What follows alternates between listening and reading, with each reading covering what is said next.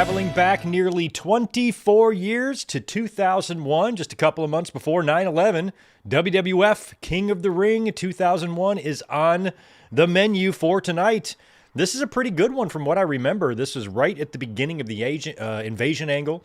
I almost said Asian angle. Invasion angle with Booker T showing up in the main event. We had already seen a couple of WCW guys hit TV already because DDP was stalking the Undertaker's wife.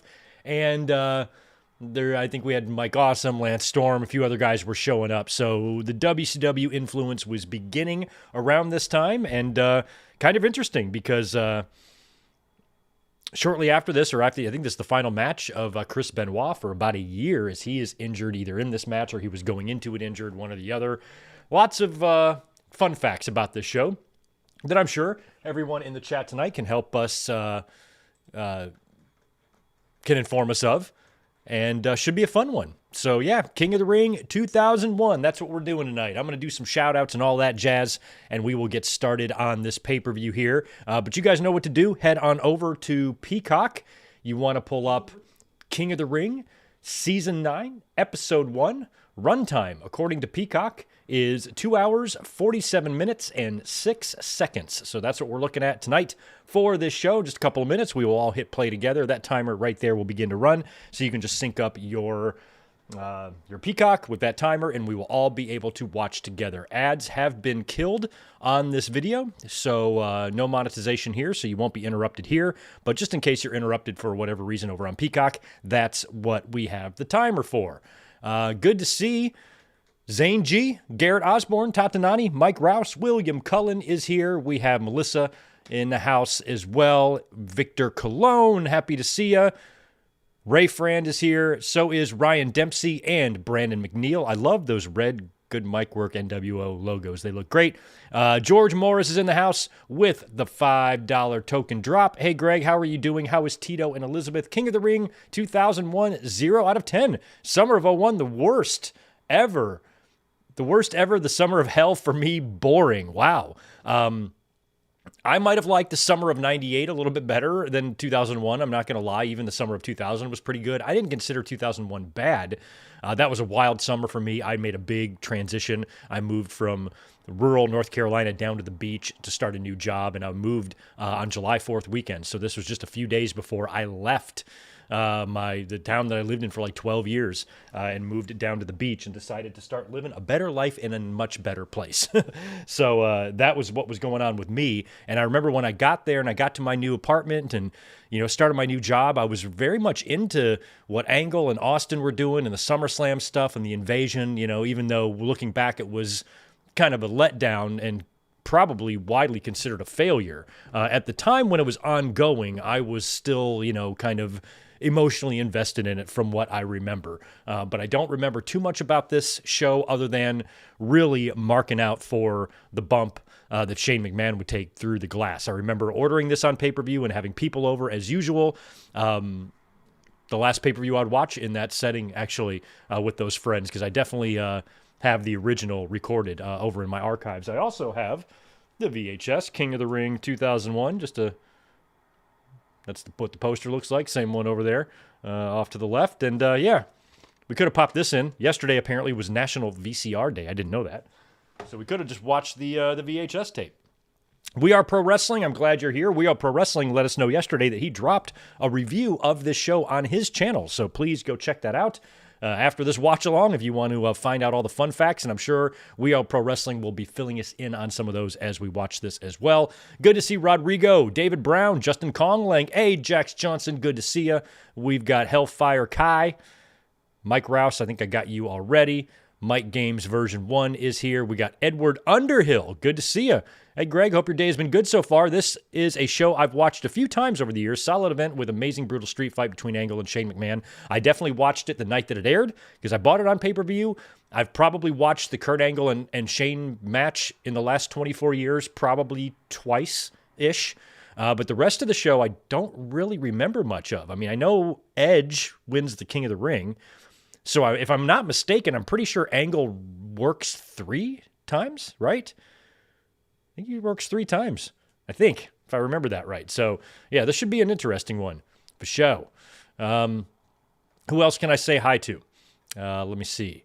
Benoit broke his neck in TLC 3 on SmackDown, the show after Triple H tore his quad. Okay, that's right. That's right. Yes, and Booker T also injured Austin on this event. That's right. I remember that as well. Last King of the Ring with the WWF name. That is also true. Good to see Juliet. I see you in here. Deshaun Robinson, what's up, bro? Good to see you. Edward, you've got the DVD ready to go. All right, I apologize in advance. You might not be able to follow along perfectly with us because we are going to be watching on Peacock. So if you have a subscription to Peacock, it's probably better to watch over there so you can sync up with the timer. Otherwise, try your best. And I am curious, Edward, if you watch the DVD throughout this whole thing, how much in sync we actually are with each other compared to the Peacock version. So let us know. Rodrigo's in the house. So is Zach Palgett. Good to see all y'all in here this evening. Ryan Adams has got 5 for us. What's up, Greg and chat? Heading back from watching my Twins beat the Blue Jays. A beautiful day for baseball. Also, NBA Finals tipping off right now, I believe. Game is already underway. I don't have it pulled up on the TV, but we will be eyeballing the score of what hopefully will be a good NBA Finals, but do we really care? Indianapolis and Oklahoma City? Who gives a shit? I don't. So may the best team win there. Harrison Soap, good to see you. Surge is in the house as well. Colin Wright, might not have gotten you yet.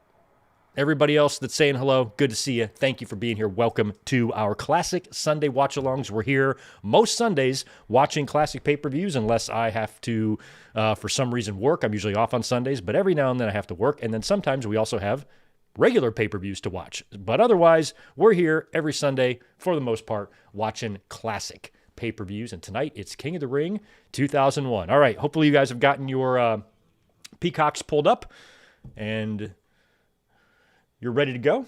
I'm getting my fingers ready so we can hit the timer here together, because I have to do 2 fingers. You guys probably just have to do 1. Take that however you want. And I'm ready to rock if you guys are. We're going to go 3, 2, 1, play. That's how we do it here, all right?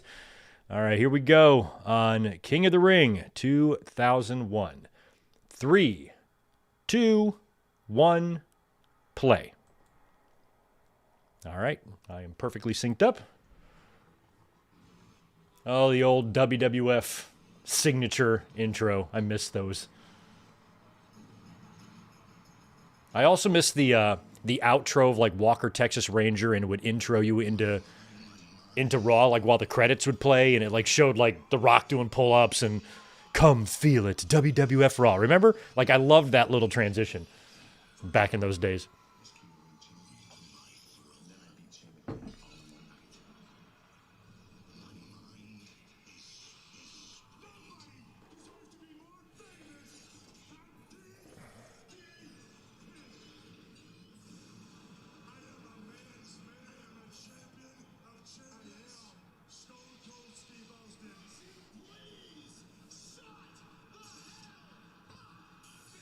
I'm curious if Triple H, Triple H and Benoit, but if Triple H wouldn't have injured his quad, what the next step was between Austin, Triple H, and those guys, because I felt like they were gearing up for Austin and Triple H to split, and then Triple H tore his quad.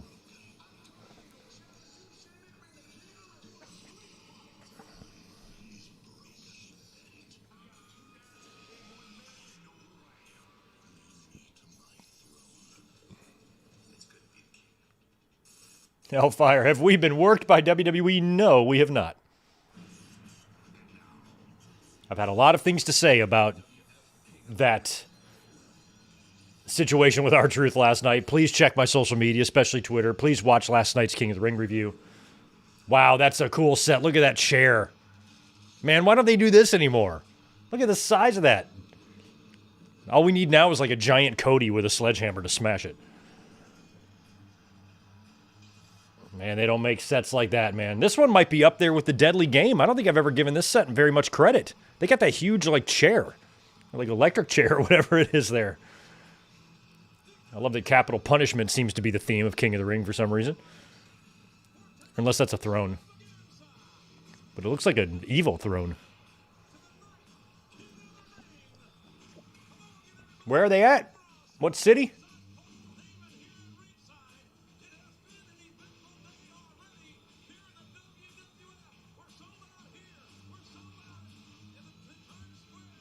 There's WWF New York. I never went there. I really always wanted to. It's me. It's DDP. So this is opening? This whole thing with DDP and Undertaker opens?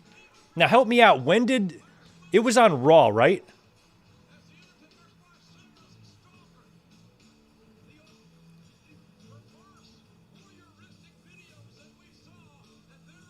So was it the previous week on Raw? That's when he lifted the hat off to reveal himself? Is this DDP music dubbed? Is this what he used right when he got there? It feels like it's too customized for him to be using it this early. But it actually sounds like it might be legit. I mean, I know he used this theme. I just wasn't sure if he used it in his first appearance or not.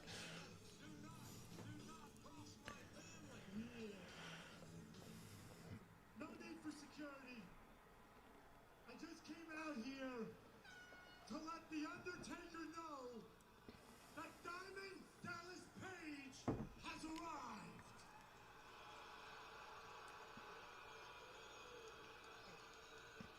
You know, Taker, I saw you on SmackDown last Thursday, and man, you look pissed off. Now, he was already stalking Sarah on TV, right? There was like those videos being released. You should be thanking Diamond Dallas Page. I mean, the footage that I showed of your wife Sarah, that was the stuff rated PG. I mean, the stuff I have of your wife Sarah, my personal collection. Ew. Let me just say that stuff right there gets more than just a thumbs up. Oh, Jesus.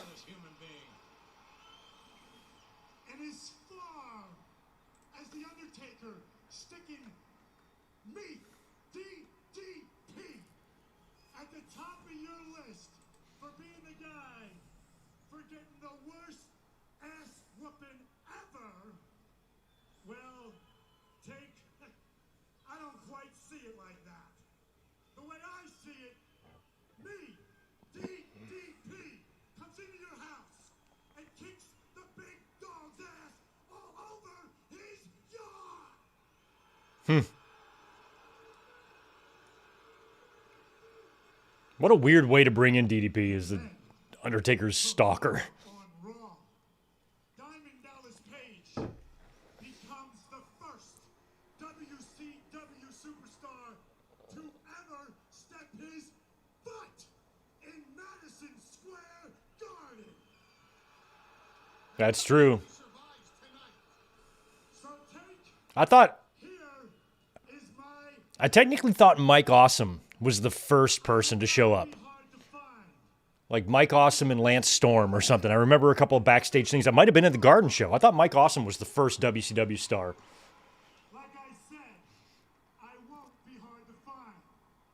I'll be the guy with the sign.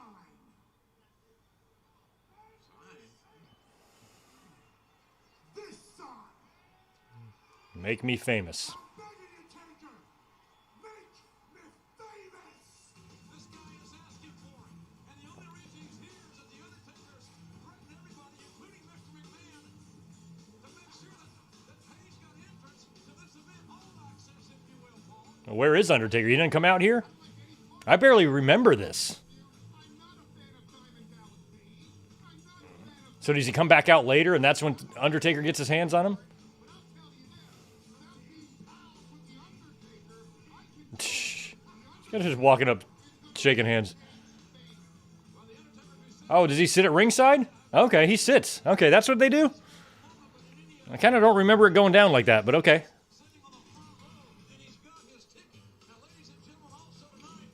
He's got a ticket, but he was allowed to get in the ring and cut a promo first, but you still need a ticket to sit there. Okay.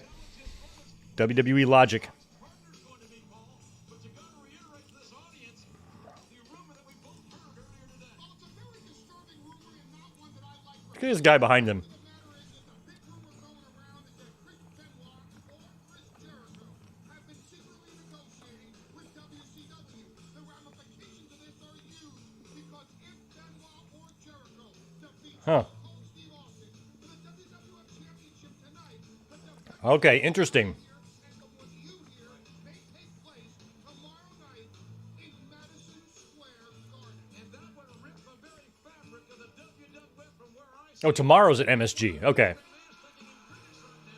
Tomorrow's MSG. I was thinking the MSG show already happened.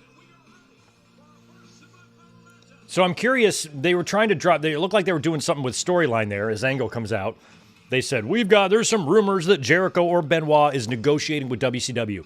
If Benoit would not have gotten injured, was Benoit going to be on the Alliance side or Team WCW side? I wonder what the original plan there. Like if Triple H and Benoit never got injured for any of that, I've always wondered how they would have factored in to the invasion angle. I think they would have added a lot. Both of them. I feel like you'd almost have to send Benoit to WCW because the biggest stars they have is DDP and Booker T. They're so outmatched. Steiner wasn't there. Goldberg wasn't there. Sting wasn't there. Flair wasn't even there yet. No Hogan.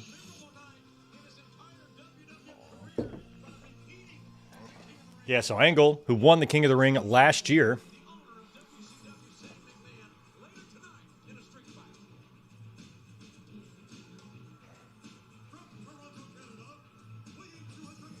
I'm pretty sure, I don't know how they get there, though. I'm pretty sure the finals is Edge and Angle.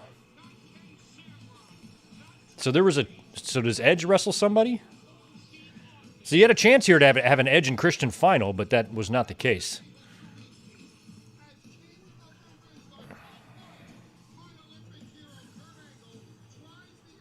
Yeah, Eddie, same thing, yeah.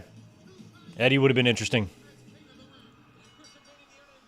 Yeah, We Are Pro Wrestling. That definitely felt like the way it was going based on how they were doing stuff on TV. Austin and Triple H for the title with Triple H being a babyface. So it probably would have gone largely the same. Austin would have joined the Alliance and Triple H would have definitely stayed Team WWE. And then maybe Benoit and Jericho would also split. And Benoit would go to the Alliance and Jericho would stay in WWE on their side. But the Benoit and Triple H would have made it, at least helped it, make it a little bit more interesting. One of my favorite Raws ever is the night that WCW joined with ECW on Raw. That was so, I remember watching live that night being like, this is the fucking coolest thing. Like that's probably up there with the night after King of the Ring, 98, when Austin won the title back from Kane. Those are probably my two favorite all-time Monday Night Raws. Just in terms of like how just how much marking out I was doing. There's a couple Raws there in 97 that were also good, but nothing really compares to those two Raws in my mind.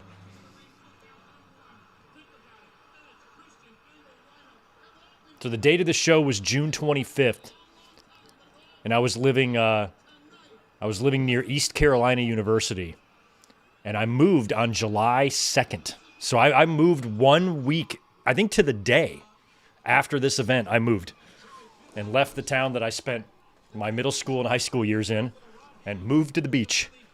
I remember one day I was like, what the fuck am I doing here? Let's go somewhere else. My very good friend's parents owned a restaurant right on the beach. And she was like, you have a job there tomorrow if you want it. And I'm like, cool. I was managing an Italian restaurant and went to work that night. And I was like, told my boss, I'm like, I'm going to leave.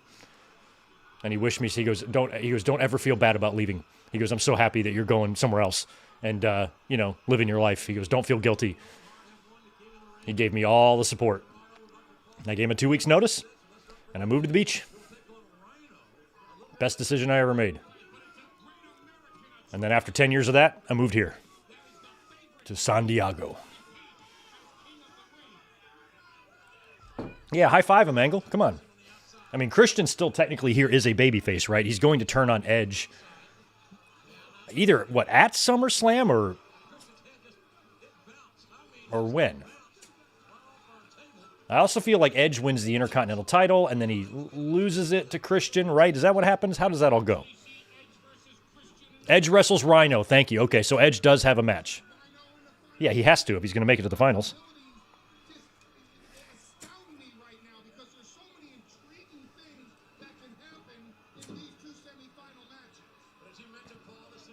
Yep. Christian, big bump. Now, DDP, he's still out there, right? Is he going to sit there for the whole show in his trench coat?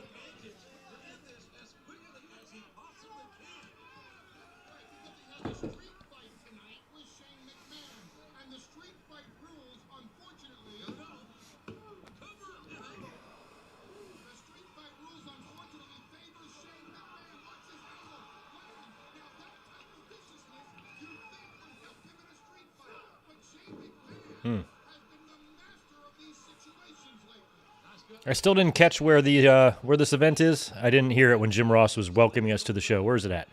Oh, Meadowlands. Okay.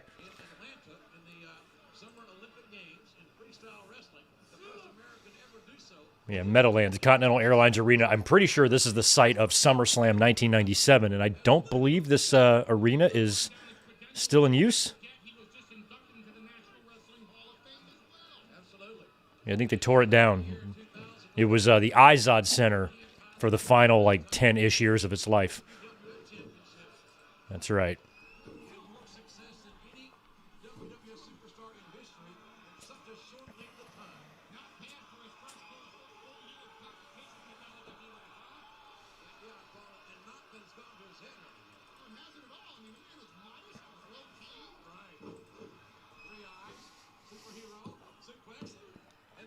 I'm curious. I don't remember much. I have this original recording in my archives, so I know I ordered it off pay-per-view. The pre-show's on there and everything.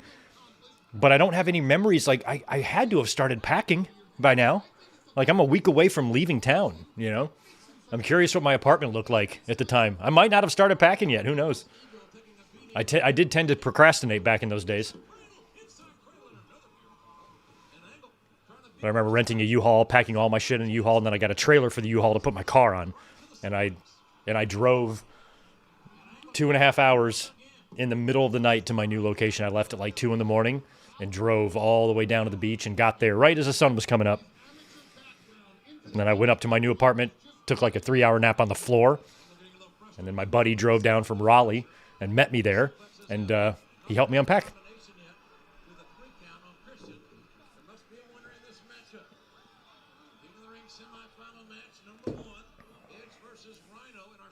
Edge versus Rhino. Thank you, JR.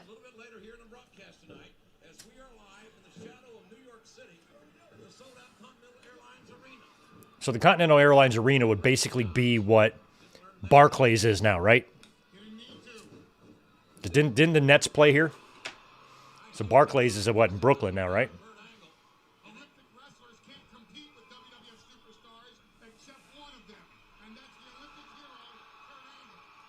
Who's coming? Oh, Shane's out here already? With his WCW shirt, that ugly logo.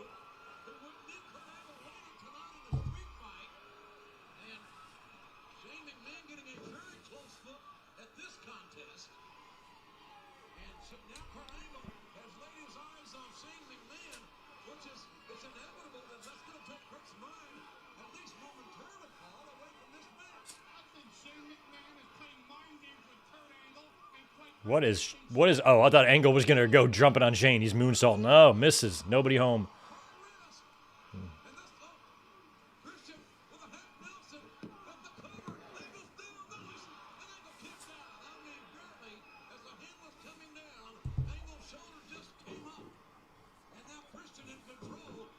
Yeah, Nets and Devils. Both played here. Where do the Devils play now?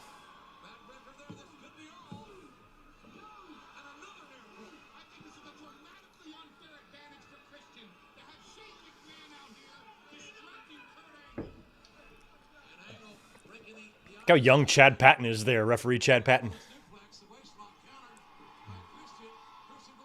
They loved them frosted tips back then, didn't they? Craziest thing.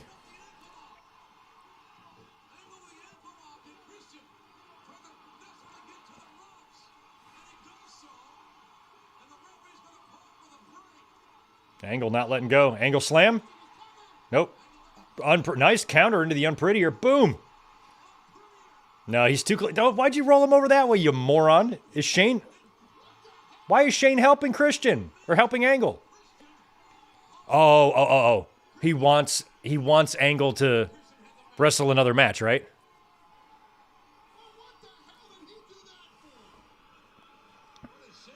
It is kind of funny, like how when the invasion or when the simulcast happened, Shane was on Nitro as a babyface, but he would be a heel in the invasion. And there is the Angle slam.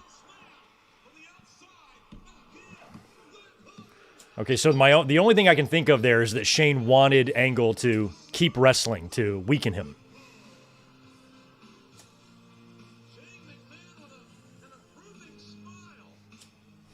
Hey, Tito.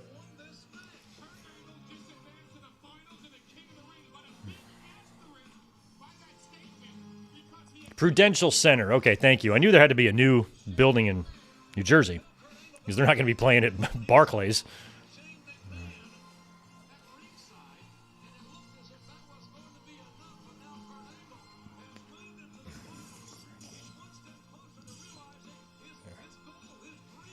Nobody ever did repeat in the King of the Rings, ever.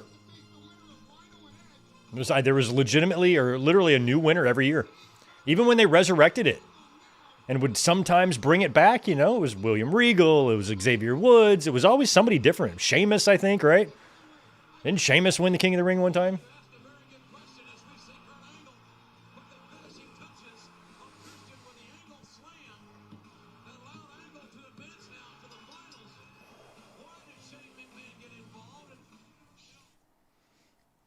There's Brett, Owen, Mabel, Austin, Hunter, Shamrock, Billy, Angle, Edge, Brock. Right? Hey, that's pretty good. I know my history.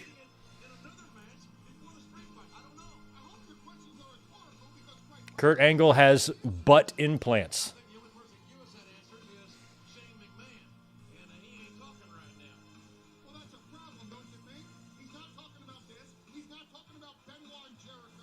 Who would get a boob job in your butt? I already have a delicious back end, so no surgery necessary for me. But even if I needed it, I wouldn't get it.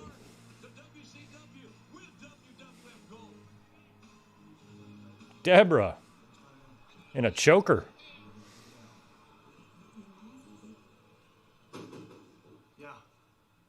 Look how Austin, look how young he is. He's probably like 9 years younger than I am right now in this. It's crazy. I'm expecting him and he's spearing him and you're out there prowling the halls, maybe. Well, I didn't see him, but Steve, remember on Thursday on SmackDown, he told you he wasn't coming. You can be such a kidder. He's got a great sense of humor. Be such a kidder. I'm sure he still loves me as much as I love him, and I expect him to be here. Well, see, I haven't seen him, but anyway, I was wondering maybe if you could comment on the rumor that's been going around. Well, the rumor that if Chris Benoit or Jericho beat you tonight and take your WWF title, they're going to take that championship and go to WCW. Oh, no. They're going, where? They're going where? They're going to go to the same place you're going to go in Invasion in a couple months or next month.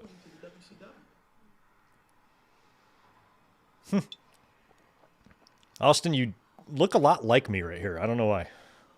Only, less handsome.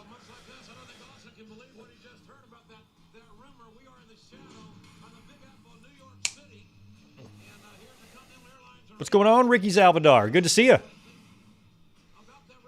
At least it's not Buff Bagwell getting the calf implants. So weird. Okay, so this is still to come. I mean, Sarah was hot.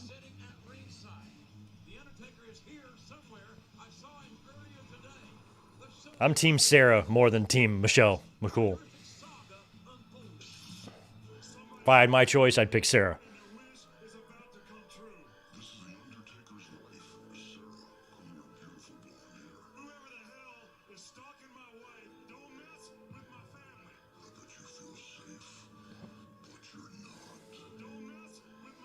Oh, that dog. I wonder how long that big giant dog lived to. He probably died 15 years ago.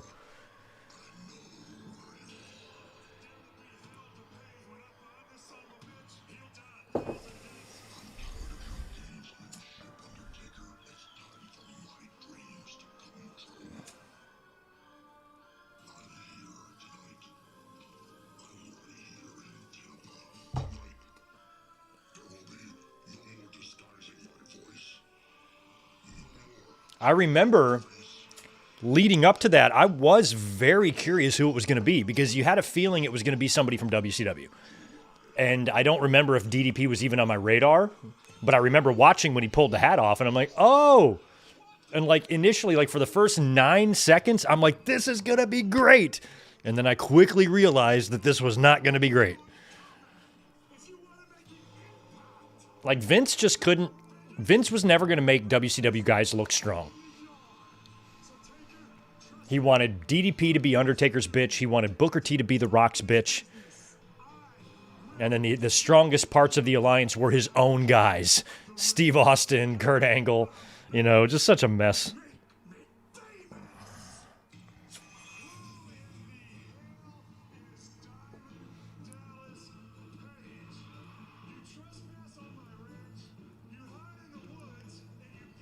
Bret Hart was back-to-back. Well, they've done some King of the Ring, but when King of the Ring became a pay-per-view in 93, I'm considering those.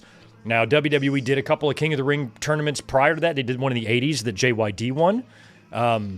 There might have been another one. Maybe there was one in 91 that Bret won. I don't remember. But King of the Ring's only been a pay-per-view since 93. So I'm only kind of considering that.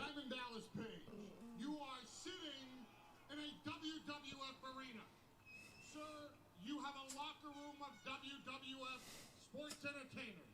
You are here in front of WWF fans.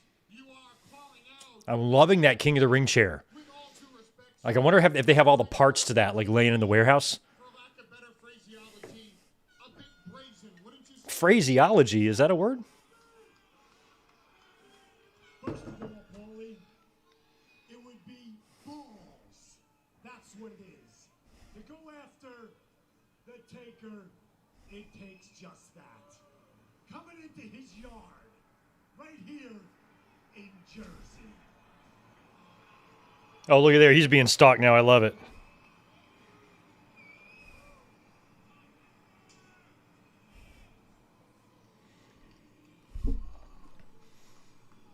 Now Undertaker's or DDP's being stalked while he's reading the paper. You do this? You think this is funny? I don't think Oh, all of a sudden he's mad now. You think this is funny? find any part of this funny at all. I don't find it amusing at all. Hey, Heyman, can you get any more WWF Attitude logos on that hat? You got any room for like one or two more? Is mine. You got a problem with me, Taker? I used to have one of those. I never wore it because I don't look good in hats, but I used to have it. I like crumpled up a T-shirt and shoved it in the hat and put it on a shelf like as a display. My WWF hat. DDP taking exception to being on camera unwillingly. Having his privacy invaded is a little different ballgame for DDP. Oh, did they use it again for 02? Okay, cool. Thanks for that. Or they recycled it and put it to more use. All right, here comes Edge.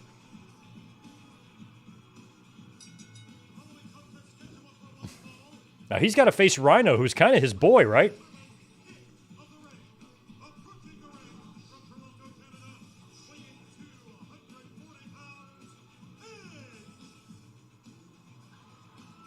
I remember going into this thinking Edge would win. I thought it would be weird for Angle to win back-to-back. He didn't really need it. And Edge is exactly the type of person that would, you know, win the King of the Ring. Especially given the last couple of winners with Billy and Angle.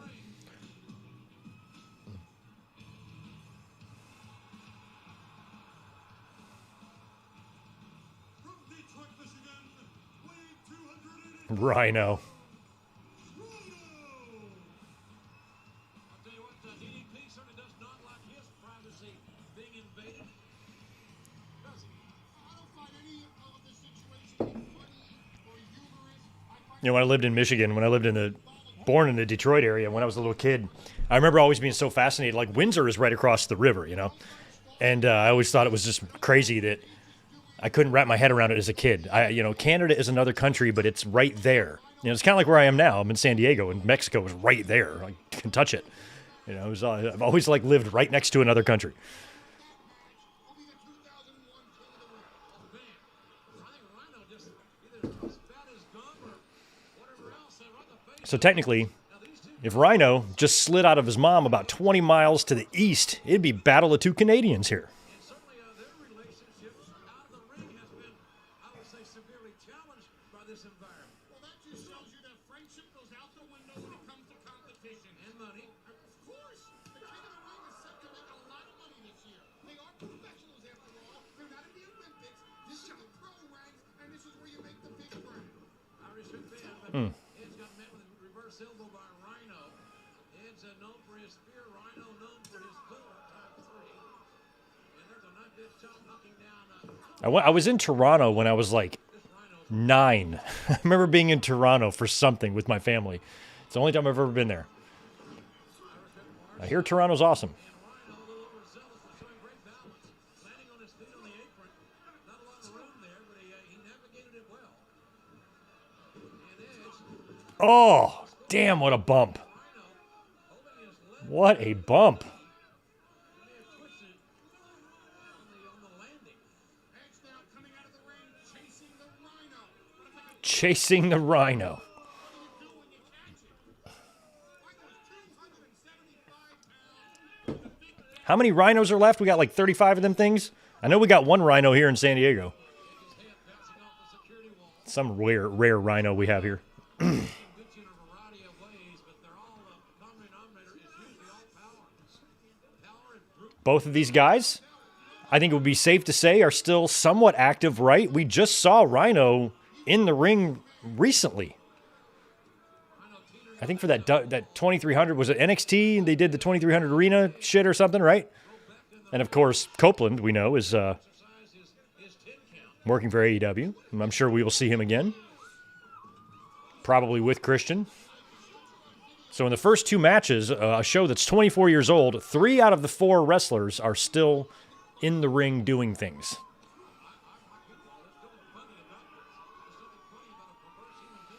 Trespassing on another man's property. Edge taking for a ride there. On the abrupt ending to the excursion. And that what Paige said earlier about this private collection of videos of Sarah. I mean, come on, that's way over the line. As if Paige wasn't already there. Well, now then again, maybe I don't find it funny. Oh, look out, the turnbuckle has been exposed. Nothing but steel there. In the meantime, though, Edge landed Yeah, Juliet, I agree. RVD came out of that pretty good. I think he was going to be hard to not succeed. He fit in so good with the Jericho's, Benoit's, Eddie's. Moved by a Rhino, and then Edge's sternum just got implanted right into that exposed steel. sometimes you should listen to me, Laura. I told you. Rhino is a thinking man. Rhino knows He's a thinking man. smart game plan by Rhino. I love the match. It was a couple months later. What match is it where Rhino spears the shopping cart and goes like right into it? I think it's like a match with Raven or something. That's one of my favorite moments ever. To the midsection, and Rhino now has established his pace. Rhino coming full force in the head. A lot of high impact stuff, a lot of brute force as we described earlier. And Edge now in a very No, Rodrigo Ray would not come in until the following year. He'd come in 2002. They'd start running vignettes for him. reaching down with everything. Right when all those contracts started expiring. That's, same thing with the NWO and Goldberg and all that. Once those Time Warner deals ran out, then they came. But they sat at home and collected the money. Final against Kurt Angle in the 2001 King of the Ring. And Edge again punished in that rib area. And Rhino now I was like, all the WCW wrestlers had an option to either stay home or sign with WWE to make money, or stay home and make more money. So most of them chose to stay home and make more money. They're making more money sitting at home than they would have made from their WWE contracts. So a lot of them sat out and waited to get paid for the remainder of their deals, and then they signed. That's why there was such a delay there with some of that talent coming in, like Flair, like Hogan, Hall, Nash, Goldberg. It took a while. Scott Steiner. Took a while to get them there. and Rhino pulling a move out of one of the oldest moves in the business. Dustin Rhodes, you could probably add to that list too. Legs to execute it very well, especially after hurting Just think about it. In 02, in the early going. Hennig, Goldust both came back in the Rumble. NWO came back the next month at No Way Out. Shortly after that, we start getting the vignettes for Rey Mysterio. Well, Christian was not successful earlier tonight against Kurt Angle, even though Shane McMahon was involved. Shane McMahon wasn't here, obviously, to help Kurt, to hurt Kurt Angle, in my view. They should have ran year-long vignettes of Shane building up the eventual arrival of WCW.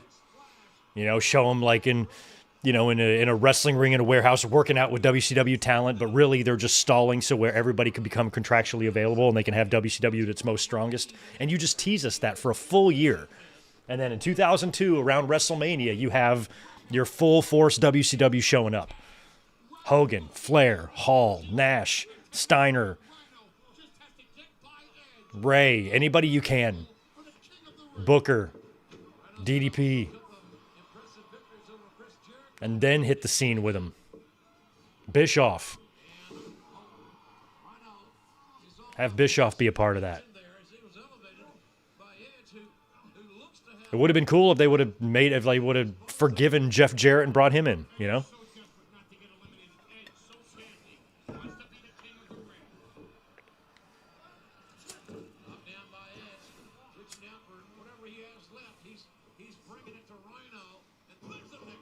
Nice.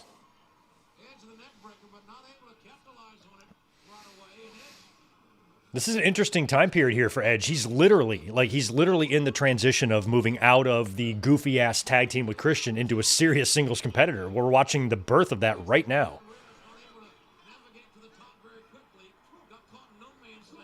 Hey, shout out to the lady in red there off to the left there. Oh, that didn't look great, but it was still good. Sunset flip. How do you think Christian's feeling right now, watching Edge fighting Rhino for the right to fight Kurt Angle? Well, this isn't monitor on the floor. I don't know that Christian's seeing this. Buster. Driving the air out of Christian. For Edge, I got a feeling Christian's got his head down right now. Oh, he's over the collar. Here we go. This is going to be it for Edge. There's no way he can survive. Edge move. Oh! Oh! I've never even seen that before. Was that a double spear head-to-head? It was a head-on collision, literally. Oof. You got to be careful not to, like, really, really accidentally smash each other's heads. You could... Like, how do you protect yourself in a head-on collision like that?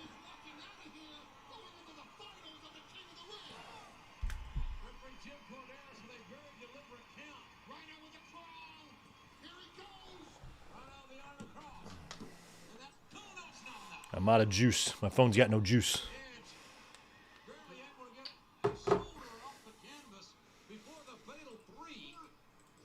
Anybody got a score on the finals game?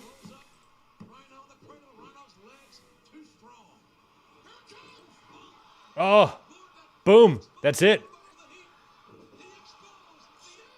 The Impaler. I thought it was the Execution. Anyway. The Impaler does it. Rhino spears the middle, exposed turnbuckle pad.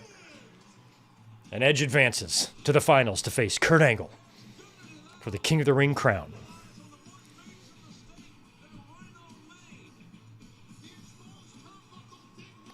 Hey, the fella that's watching on DVD, I forgot who you were. How you holding up? Are you in sync with us?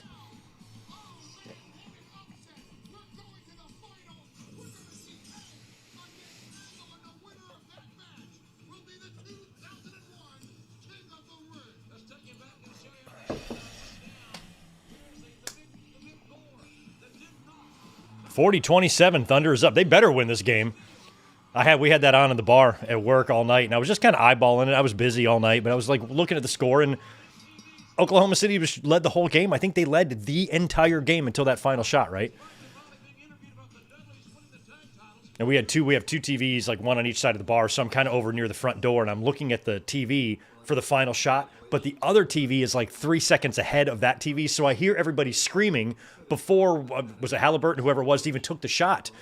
And I hear screaming. I'm like, what the fuck? And the ball had gone in on the other TV, so I kind of saw it all wonky. Hey, Molly, Holly, and Spike. Tonight for the tag titles, King of the Ring.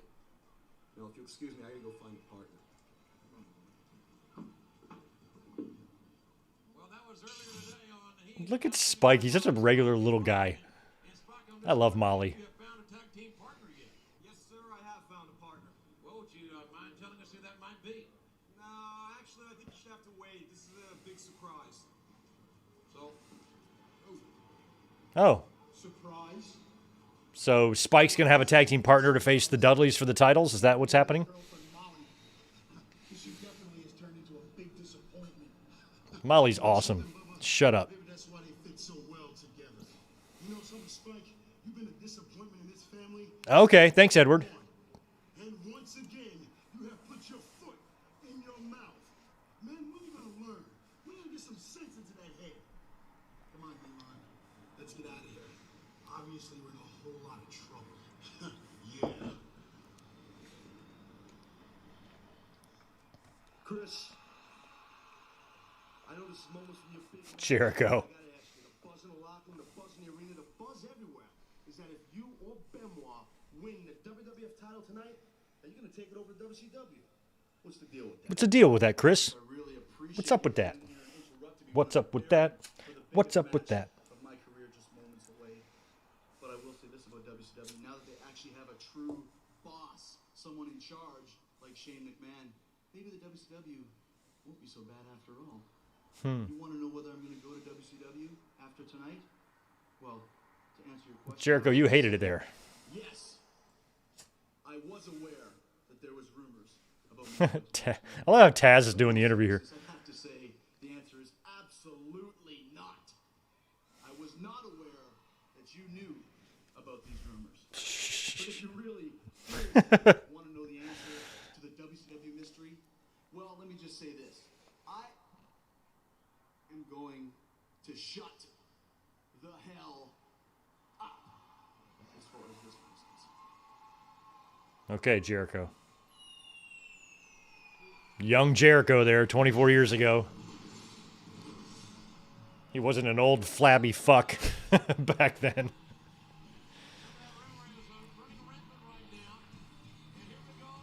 Making your entrance underneath a giant chair. I just think that's awesome. How come they haven't ever made a folding chair that big, you know, and use that as a set, like for TLC? Why not get a chair as big as that one and then like a ladder that reaches to the ceiling as part of the TLC set back in the day? World Wrestling Federation Tag Team Champions, Diva Oh, they're the new tag team champions when they win the belts. What happened? Oh, yeah, they must have, because Edge and Christian were champs after WrestleMania. Oh, that's right. It was the Benoit and Jericho are the champions.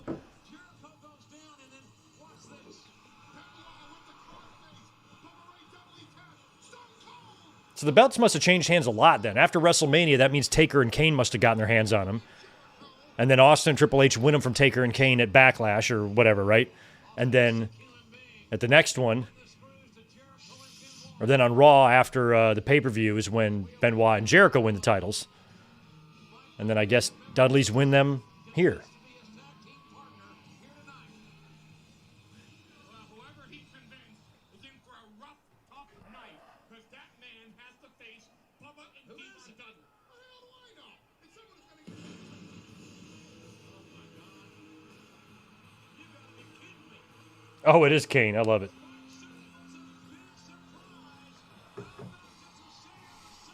And it's the Intercontinental Champion.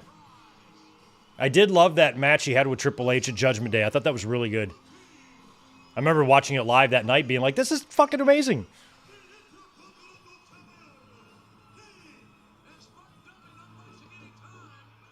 Kane I loved, but Glenn Jacobs is a piece of shit.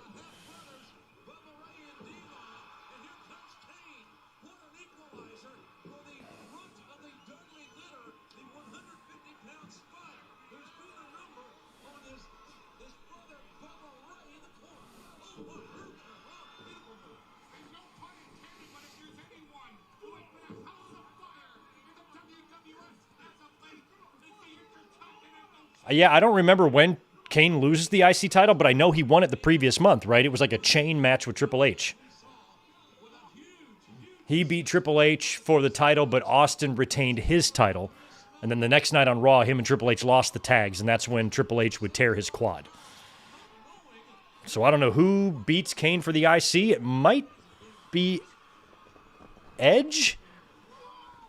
Because I think Christian ends up having it at some point. I don't know what happens with the IC title. I don't know what the trajectory after Kane is. I have no idea. But I feel like it might be Edge.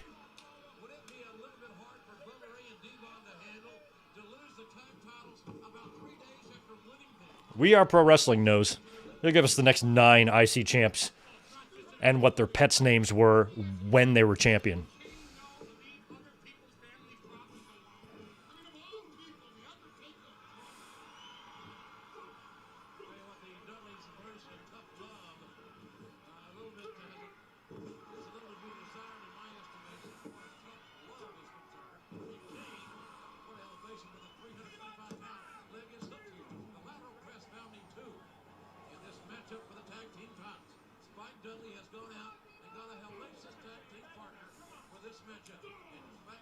Just tagged himself in, and the Intercontinental Champion Kane will step out. Well, here you go, the smaller half of the monkey champ of the WWF. Oh, he's playing possum. Devon's playing possum. Teddy Long is a referee.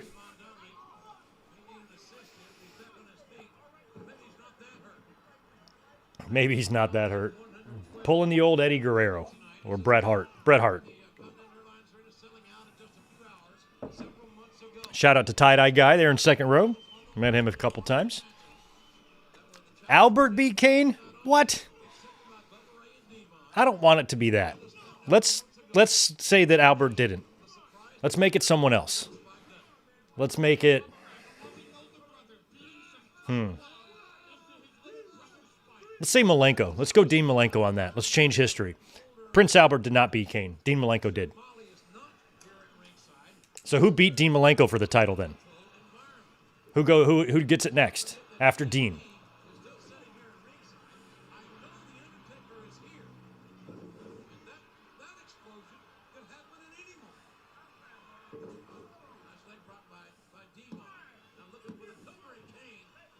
This match is which one of these things is not like the other? There's 3 guys dressed alike with Kane teaming up with one of those guys for some reason. Jesus, Bubba launched Spiky. Peanut head, Teddy Long. Your head looked like a half-sucked milk dud. You sorry, boy. You sorry.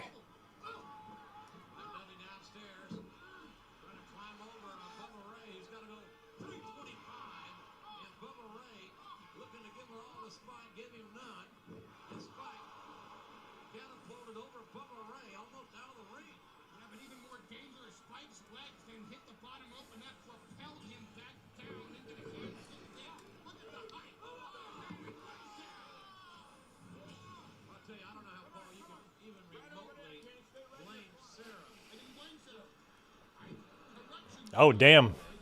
Thunder.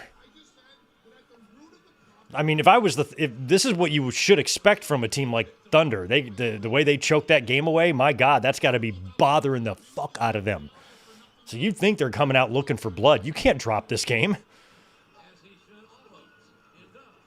Indianapolis took the first 2 games in New York, so, that happens to OKC. Indianapolis is going to be hoisting that trophy real quick. So this is, I know it's game 2, but Oklahoma City was an absolutely must-win situation tonight. So the fact that they're up 20 doesn't mean they can't blow that lead too, but I feel like they'll probably maintain that.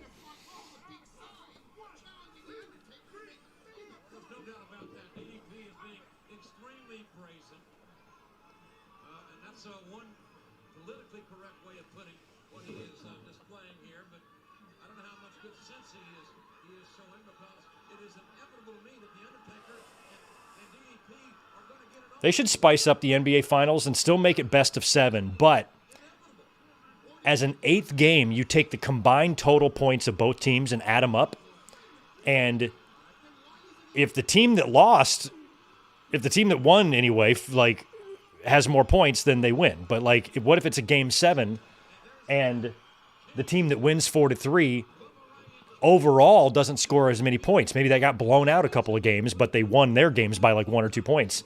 And then if that brings it to 4-4, then you do one final game to decide it all.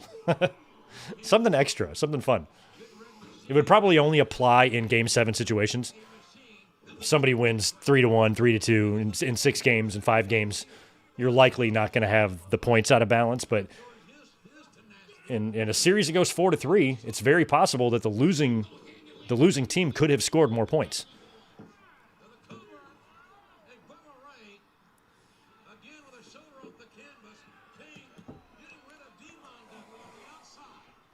Whoa! My God! Jesus! The way Bubba got... What is going on? They fucked up. They fucked that up.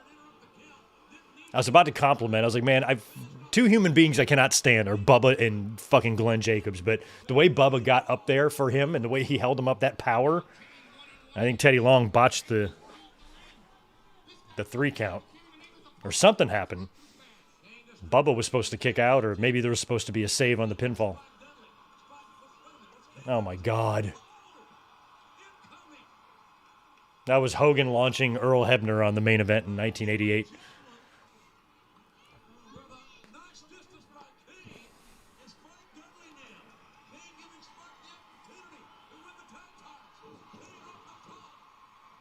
Look at there.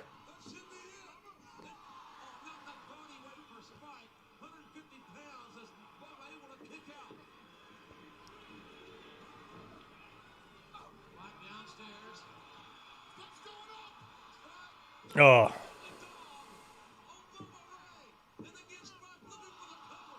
No, Rock has not come back yet. And WWE found themselves in a weird position, too, because the way he left, you know, he was suspended by Vince and everything, and then he had to come back and join Vince's side. So I don't think they anticipated, they thought that far ahead about how that was going to go. Kane was just in ridiculous shape here back then, too.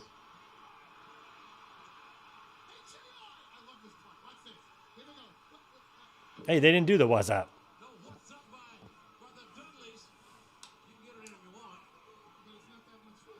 Double missile dropkick.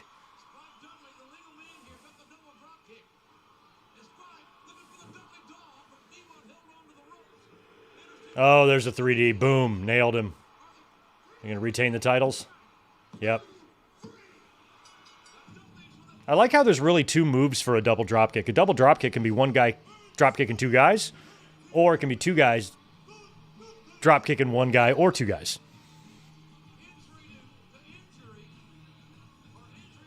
There's more than one version of a double dropkick.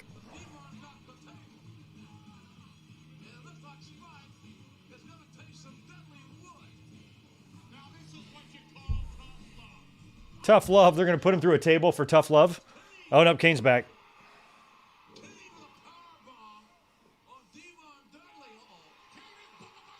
Oh, no, Bubba's going to eat the table.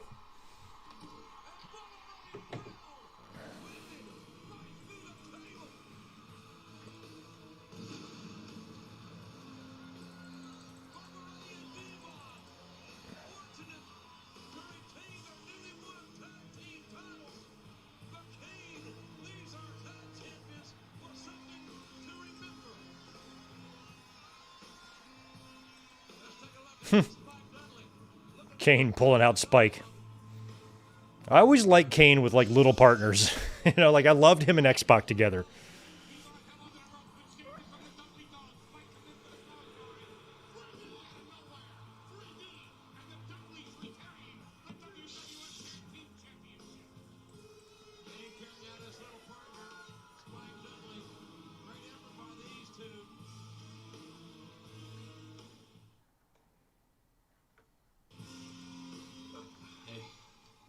Oh, look at these guys. Hey. I know what I said before about you having it easy, but what? You were robbed? Shane cost you your match? What? I just wanted to say good luck. I really hope you win this thing.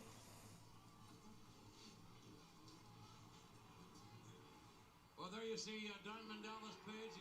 Has he really been sitting out there all night? Who bought a ticket is here at ringside, here at the Continental Airlines Arena, and he's awaiting the arrival Oh, there he is again. He wears that shit around. That's what he wears, his long trench coat. Checking out my private life? I love how you're checking out my private life. Oh my God. How dare you? Now, Taker. I'm really getting irritated by this. You want to watch my personal life? I'm right here. I'm right here. At the Continental Airline. Man, back in those days, those rental cars, it was all about the Crown Vics. Those Crown Victorias. All the wrestlers would drive those. I remember my grandpa had one, and then he passed away, and my grandma was like, "You can, I'll give it to you." But I didn't need it. I had a car. She gave it to my cousin instead, but I used to love how, like, fast it was, you know? It's like a cop car. Did the Undertaker play some mind games with DDP? I don't know. I don't have it. There it is. My home. Hey, is that Rusev? Nope. Of course, the home of WWF New York in the heart of Times Square. Another sellout there tonight. Oh, yeah, Tough Enough is about to start. And also, ladies and Look at Billy Gunn. Billy, what are you doing? a former king of the ring. Now explain that outfit. Could we please get your feelings on this year's King of the His Ring glasses, the hair. prediction? How do you think I feel? I was a 1999 King of the Ring. I'm stuck here in New York. I'm not even at the arena. Damn, I wasn't even in the tournament. Yeah, it's bullshit. Tell you, do you think I give a crap about who wins tonight? There's only one person I care about, and that's me. So how do I feel? That's pathetic. He's kind of got a point. Angle is in this. He won last year. Didn't even give Mr. Ass a shot. Sucks, man. Be right back. It's here, it is now. Kurt Angle against Edge, one-on-one. Following contest, scheduled for one fall, is the final match in the Final match. Yeah, Angle's doing try duty.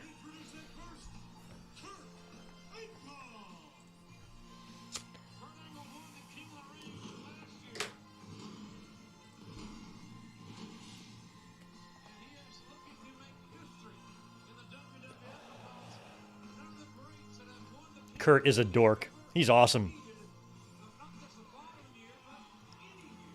He wants to be a back-to-back King of the Ring winner. No man's ever won it twice, let alone twice in a row. King Reigns started in 93 when Bret the Hitman Hart defeated Bam Bam Bigelow in the finals. Victor, you've been to WWF New York? Yeah, I really wish I would have just made the trip. I could have done it. I was all about going places back then. You know, I could have driven up there and just done the experience, but it's too late now. I actually am surprised, though, that WWE doesn't have, like, I don't think they have any theme restaurants, do they? They had plans to do this a couple times. They had a WWF New York, and then back in the day, they bought the Debbie Reynolds Casino, and they were going to do something with it, and then whatever happened, the whole thing just collapsed, fell through. I just want to say one thing. But it feels like in some of the big markets, maybe like LA, Vegas, New York, maybe even Orlando, they could have some sort of WWE themed restaurant or nightclub or something. I think it would do very well. Why haven't they gotten into that business? Thank you. I would actually have a resume strong enough to run one of those places. Maybe I could work for WWE after all. Don't listen to him. Listen. With that being said, as you know, I have a street fight with Shane McMahon. And realistically, Edge, there's no way you're beating me here tonight. No way. Hold on a second. So what I was thinking is, since I do have this street fight with Shane, it's only right that you allow me to be fresh in my match. And that way, I can spare the embarrassment of you, of me, handing your butt to you tonight.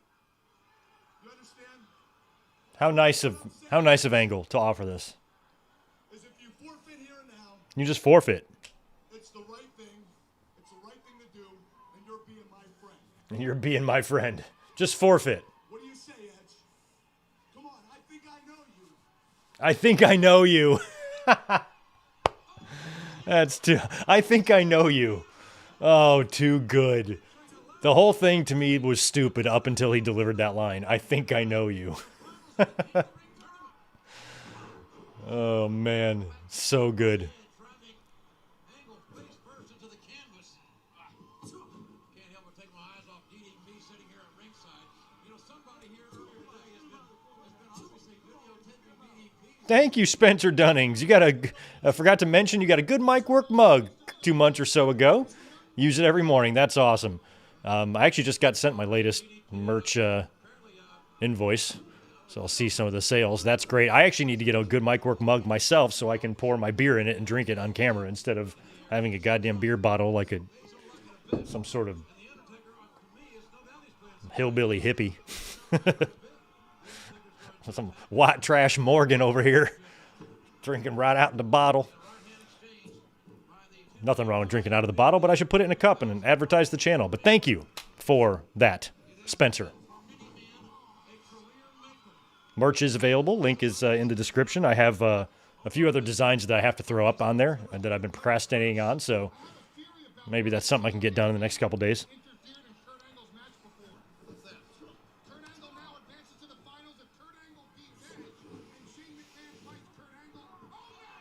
Oh, wow. Belly to belly over the top rope. What a bump. From the inside of the ring over the top to the floor. And if Shane McMahon beats Kurt Angle after Angle wins the King of the Ring, it's the WCW owner beating the WWF King of the Ring. It's another slap in the face to the World Wrestling Federation by WCW. Let's take a look at this unbelievable maneuver. Yeah, that was really solid. Inside the ring, all the way over to the floor. Those bare ribs, and now the injured ribs of Edge being even more exposed. They're becoming even more punished. Hey, if anybody's not, you guys probably mostly are. If anybody is on Twitter and is not following me, we are about 30 followers away from 6,000.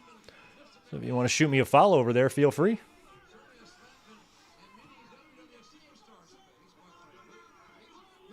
Maybe Shane McMahon just wanted to make sure that Kurt Angle had a fight for Edge, had to wrestle another match, which wears him down even more before the street fight. It's hard to say what's in Shane O'Mac's mind, but we know his mind is preparing for battle tonight. No matter the outcome of this matchup, there is the cover. Kurt Angle forcing another near fall on Edge in this King of the Ring final. I got more conspiracy theories than Ken Starr. Ken Starr. Wow, there's a name. Kurt Angle. Certainly, you've got to think. Boy, we were just a couple of months away from 9/11, but before 9/11, the nation's biggest problem It's a near fall. was Efficient attack by Kurt Angle. Clinton Kurt Angle dissect Edge piece by piece. on the phone conducting business with world leaders while he's getting a blowjob and eating pizza. To put Edge away as quickly as possible. That's reprehensible behavior. Meanwhile, Mr. Pussy Grabber over here, perfectly fine, worshipped. Again, Edge, those bad ribs is so. But I almost want to go back to the days of a president being a little naughty, and that was like the worst thing we had going on. And then once a couple of jet planes started punching holes in our skyscrapers, everything changed. Life was still carefree at this point. I was not thinking about anything like that. I wasn't thinking about wars. I wasn't thinking about terroristic threats. None of that shit was even on my radar. I was living life. Didn't even really care back in those days who the president was. I wasn't a Republican by any means, but I didn't hate Bush at the time. I thought he was kind of dumb, but, I was kind of indifferent. I didn't give a shit. If only we can go back to King of the Ring 2001 and live those last couple of months of bliss. Oh, that was ugly, Edge. The roll up, Angle on his shoulders, and Angle quickly got off his shoulders just after the 2 count went down. No way you're gonna rob Kurt Angle of history. No way you're gonna stop Kurt Angle from making history. Think of all the history he's made in the past. Cover, it's a suplex. Angle got the cover and got a near fall. And this will be just another feather in the cap of the Olympic hero Kurt Angle, the first man ever to repeat as King of the Ring. Clinton's black in my book. I know Clinton was he had support from the black community. I liked Clinton. I always did. Being punished, even though it's a reverse chinlock, and the position Edge's body was in moments ago. Punished again, and now Angle again, controlling the head and control the body, as the old cliche goes. Well, as I told you before, Kurt Angle, I've never seen a human being adapt from the Olympics into the WWF. Yo, the new one. Thank you, my friend. 4 to 9.99. Sup, Greg? I'm calling it now. There's going to be a segment backstage where Chad Gable is going to accidentally drop something, and it's going to be the metal plate El Grande stuffs in his mask. Is that how they're going to finally crack the case of who this is? I am curious how the payoff is going to be.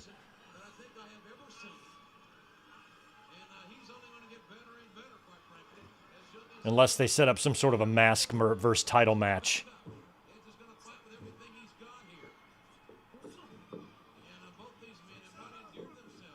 Oh.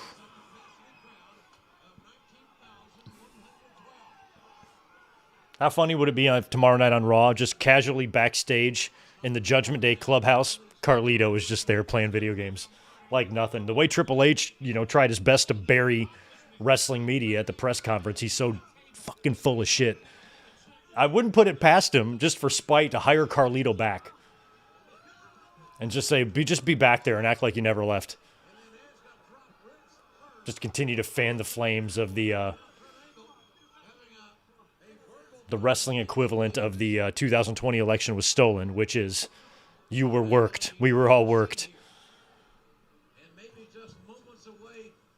Deliberate and aggressive stupidity has dominated social media pretty much all day. Look out, Angle.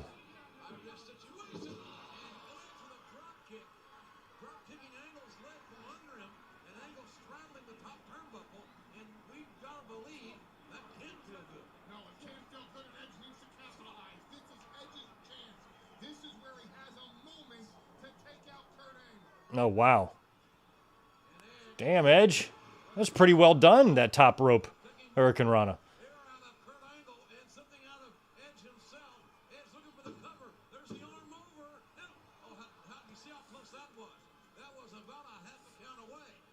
I don't remember if Shane comes out here or not. I don't remember.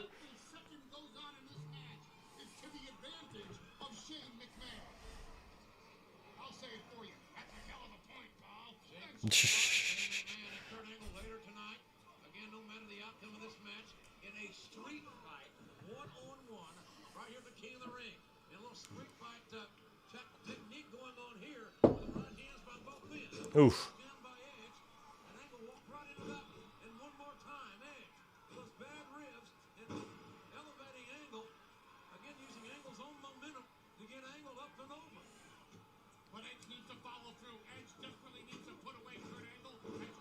Missed.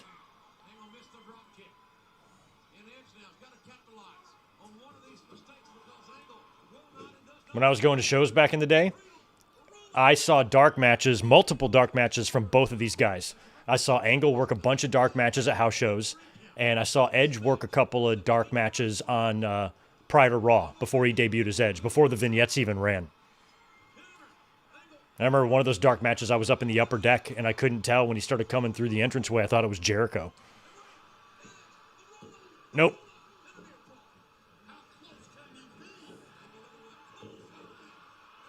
Nope, here Christian comes out, not Shane. Christian, you bastard. Oh, no. Nope. Oof.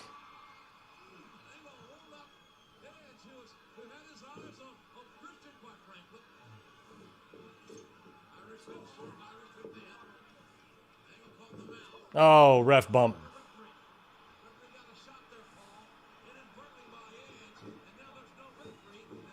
Oh, no. Now he's got the ankle lock. Oh, no. And Edge is tapping. Holy crap. Maybe Shane McMahon must come back. There he is, yep. Surprised he doesn't have a chair. Spear! He spears him.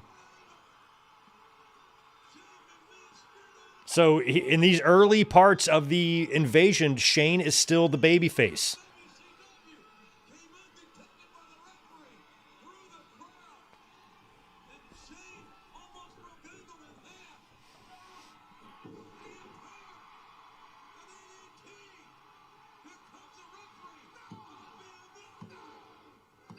And Edge wins. And I don't know when it is. It's right before this or right after. It's got to be before, because I just said I was about to move, but I was at the Raw in Richmond where Benoit... Oh, yeah, it had to be before this, because this is Benoit's last match. So, like, a couple weeks before this, Raw was in Richmond, and it was Angle and Benoit in the cage, and Angle did the big moonsault off the cage. Shane did a run-in for that, and I was on the floor, and Shane sat right next to me waiting for his cue, and I didn't see him. Because I was on the aisle, I was on the edge, and then all of a sudden I looked down, and there's Shane right there kneeling next to me. I'm like, holy shit. And he sat there for like a couple of minutes waiting for whatever his cue is to do the run-in. It was very cool. But he was still like, that was still like babyface Shane, you know? He hadn't turned into a little wormy scumbag yet, and then Stephanie comes in, and the Alliance and the WCW side of things is the heel. Which WWE probably realized in creative meetings are like, wait a second, we can't be the heels. We can't have WCW being the baby faces here. This has got to flip. And Edge wins the second to the last King of the Ring before, or at least the pay-per-view version of it.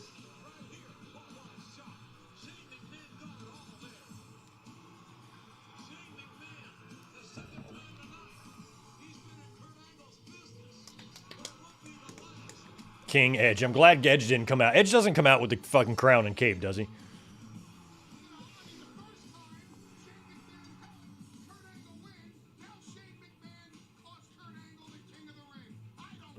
Shane's like, hell yeah.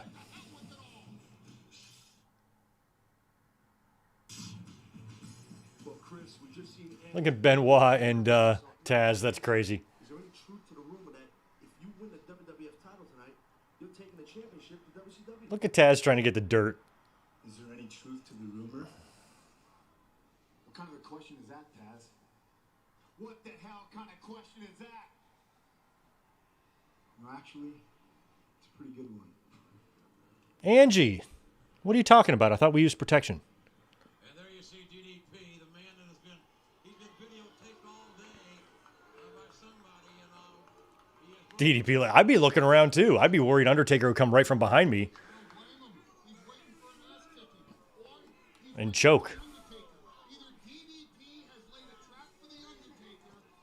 Shane O'Mac should bring back his black hair again. He'd look weird. I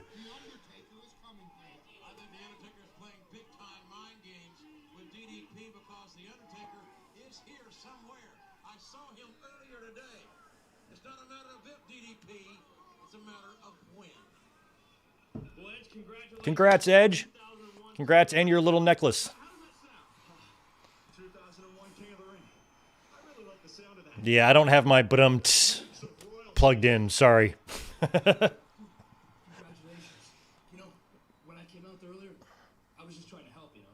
That's all I was doing. What else would you be coming out for? Nothing. Just to help you. Hey, I'm going to get some balloons to celebrate.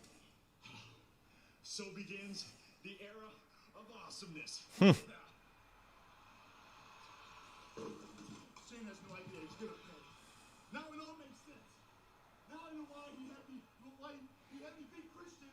So I Or, Angie, I could say, I'll take what Wilt Chamberlain's most likely in this match night, to be told by a woman for 500. wrestler comes into the ring, anywhere near the ring. Hey, I have influence with Mr. McMahon. I will have their butts kicked out of the Federation. They will have no more work. Their families will go on welfare. Their families will go on welfare. The King of the Ring champion, two-time King of the Ring champion. He is chewing out Bob and Marv and Louie and Steve for no reason.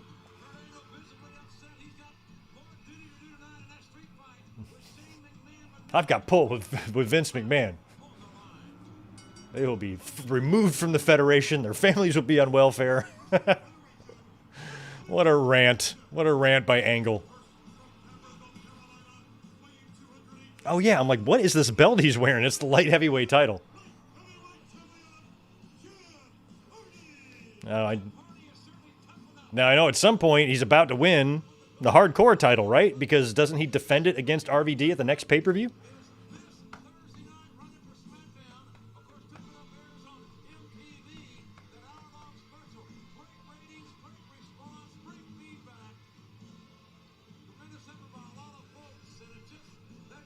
Oh, Hardy and X-Pac. That's right. Jeff Harvey. That's right. Yeah, don't get on Kurt Angle's bad side. It'll be the welfare line. And he'll make it happen. Oh, are we going to hear this?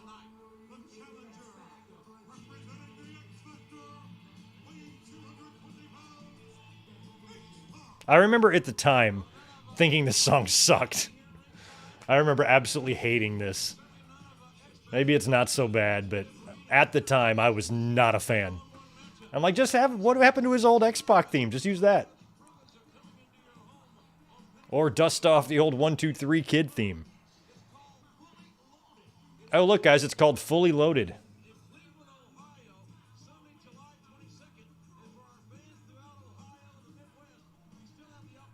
Wait a minute.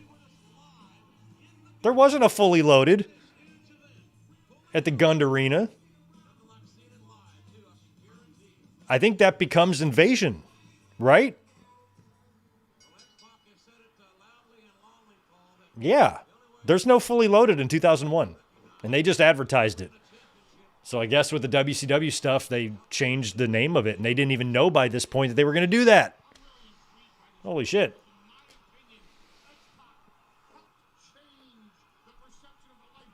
Yeah, I can't believe they didn't edit the X-Cracker theme or whatever it's called.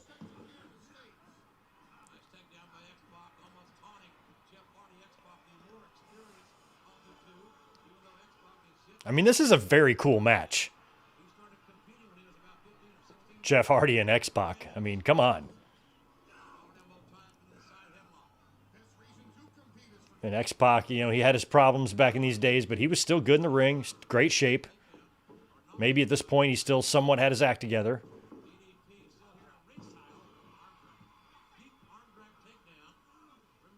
But, X-Pac, too, I'm trying to think. He wasn't involved too much with the Invasion, was he? Did he get hurt or anything? Because I feel like he should have maybe joined WCW. That might have been fun. Maybe have like one NWO member at least in the group. Maybe you could even wear an NWO shirt just for fun. There's no members of DX or NWO available except for X-Pac, who was a member of both. And he was the only guy to be a real true member of both factions when they existed in different companies.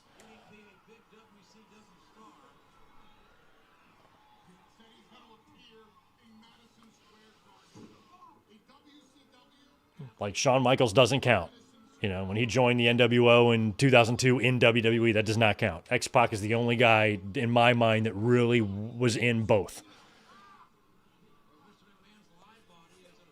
Damn, X-Pac was injured. Okay, so add another one to the list. So it's Eddie, X-Pac, Benoit, Triple H, and I'll throw out Jerry Lawler. All were absent for the Invasion. I don't think they would have necessarily saved it, but they probably would have improved it to have their presence there.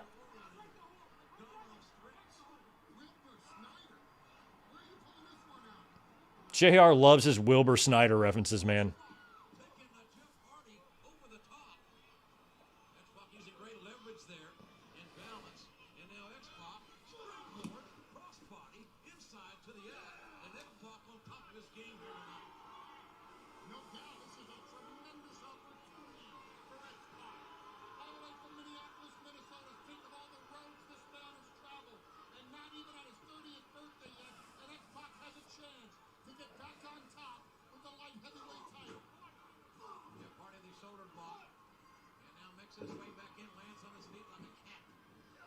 Oof, took out, spinning heel.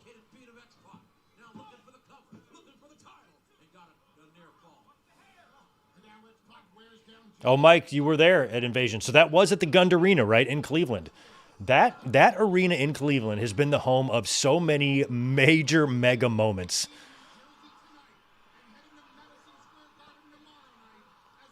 The entire TLC era kicked off in that building. It was no mercy. It was that ladder match for the services of Terry Runnels. That was in that building. Year earlier, the night after King of the Ring, like I said, one of my favorite 2 Monday Night Raws of all time, when Austin wins the title back from Kane in that main event and the crowd goes nuts. It was also the site of the simulcast just a couple months before this when WWE bought WCW. Raw that night was in Cleveland. There's more examples, but that Gund Arena has just been the home of major moments.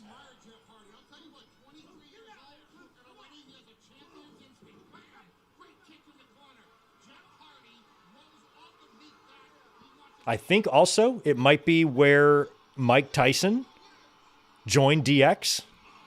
I want to say that was there. Maybe.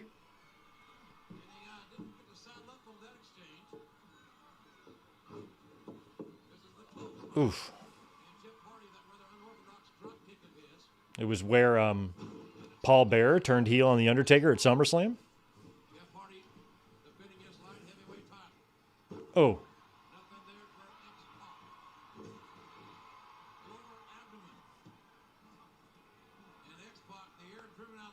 I mean, I wouldn't mind a fucking program between these two guys of some kind. Ooh, that looked ugly. I think both men caught the worst of that one. I wouldn't want to be in either guy's boots. Jeff Hardy again. Corkscrew maneuver by Jeff Hardy. Trying to get a cover here. Couldn't get a real solid pinning situation there. Couldn't hook the leg from the position that he was in, but he got him here. And Hardy always willing to take the risk, goes back up top. Oh, that was a rough high cross. X-Pac rolled through. God, he landed right on his face. Ugh. The veteran, as far as these two are concerned, rolling right through that situation. Now X-Pac would like a timeout. But he ain't gonna get one, is he? Oh, he's not. Jeff Hardy. Yeah, it was a Vader HBK match, and also the debut of the great Isaac Yankem.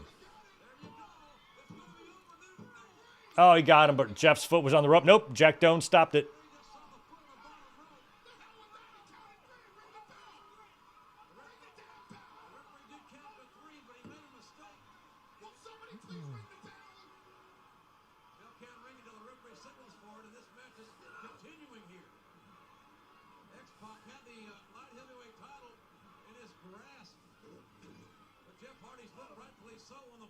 Another X Factor. Oh, nice counter. Jawbreaker. It's countered, and this is unfair in my opinion. Now Jeff Hardy again, taking the risk, going up. Jeff Hardy going up to the top rope. Oh. Oh, you saw Dave Matthews there? I like Dave Matthews Band. Back in my North Carolina days, I worked with a guy named Dave Matthews, and he always introduced himself as Dave Matthews, never Dave. Hi, I'm Dave Matthews. Hi, I'm Dave Matthews. Swanton. And he got him, and Jeff retains the light heavyweight title. I guess if my name was Stone Cold Steve Austin, I'd introduce myself as that, so I guess I can't blame him.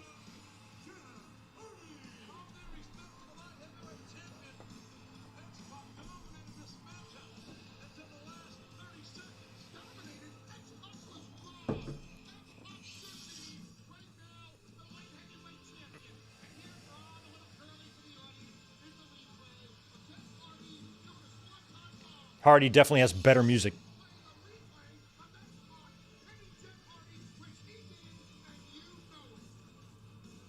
Than Cousin Cracker or whatever. Oh, yeah, Regal. Oh, I love these days when he was at his office. And he drank the... Is this where he drinks the pee? The PT?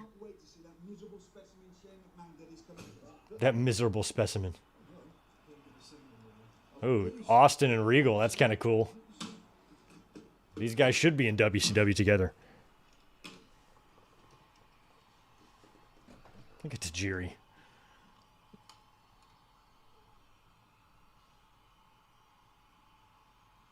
Vince, yeah, it's Steve. Steve Austin. Steve Austin. Vince is Stone Cold Steve Austin, the World Wrestling Federation champion.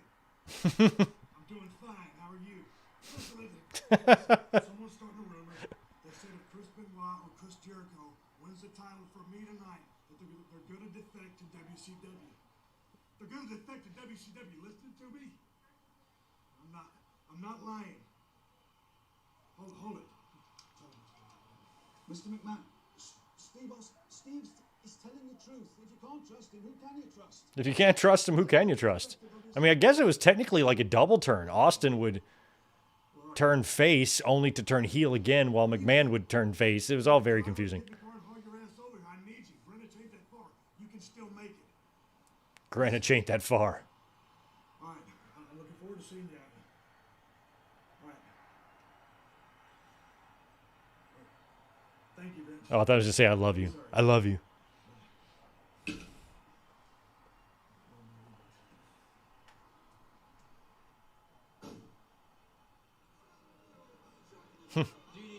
DDP still hanging out. That's a totally normal outfit that a normal human would wear.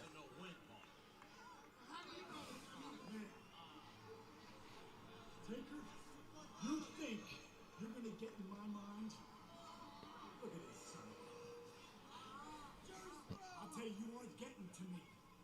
You are not. Sounds like he is getting to you there, DDP.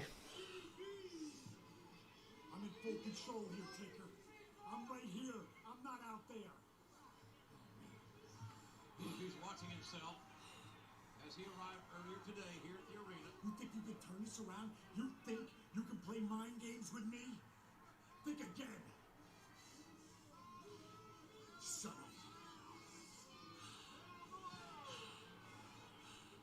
I'm telling you, Taker. I'm right out here, Taker. Where's he going? Out to these, to the J-Brones? The humanoids? The ham and eggers? Can't be messing around fraternizing with them. Peasants? Jeez. Who would want to be around us? You think you're getting to me? Well, you're not. I'm right here. I called you out. You accepted. Now get the hell out here. I mean, it's Undertaker. Your ass dead. Why would anyone promote The Undertaker more? Why? What sense does this make? He wants to be famous as Paige. Come on, Taker. He wants to be famous. He's been in a movie. He's a two-time or how many time WCW champion. I'm calling you out. Yeah, two-time. I ain't back there, you moron. I'm out here. This is a DDP arrived at here in the arena. Get out here, you rat bastard. How did, if it is Taker, how did you not see him? Oh, it's Sarah doing it. Okay. That's right. It's me, Sarah. And now, DDP, it's time for you to become famous. Awesome. Sarah's better than Michelle McCool. I'm Team Sarah. So I love that she stalked him.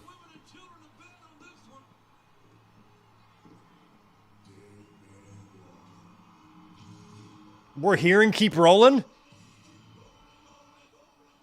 That's weird. They forgot to dub this one, guys.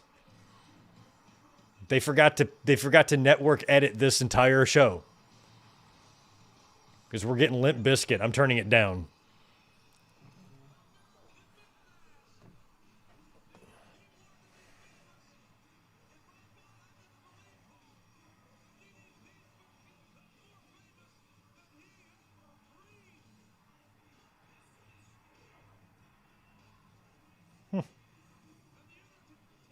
I don't know what that's about.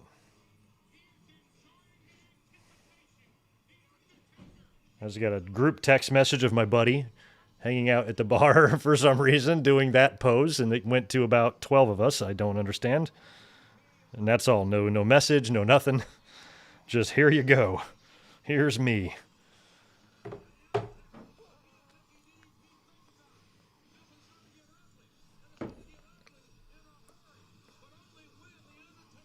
I love how Taker's taking his time. Oh, is he going to put his gloves on, put his little mittens on?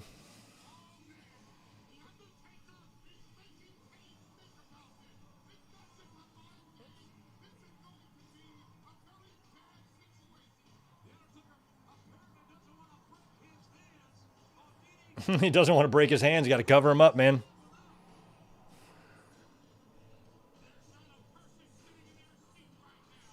Edward, a watch along of Ready to Rumble. Elizabeth and I just recently watched that. She couldn't remember if she'd seen it or not. She didn't think she had. I'm like, well, let's fire it up. Let's fire it up. And so we did. Luckily, it was free somewhere. I forgot which app we watched it on. And I'm pretty sure I might have seen it in the theater. I was just curious. I knew it wasn't going to be a good movie, but I saw it in the theater. I'm pretty sure. I saw No Holds Barred in the theater.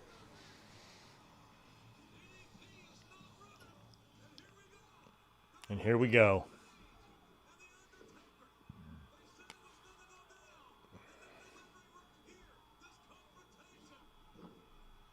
Page knocked down, and the Undertaker. This could be ugly and sudden. And the Undertaker, those huge rights and lefts, right into the face of Diamond Dallas Page. How can anyone condone this? It's not even a match. It's just a fight in the middle of a pay. Oh. There's a sign that says, I saw Sarah naked. Jesus.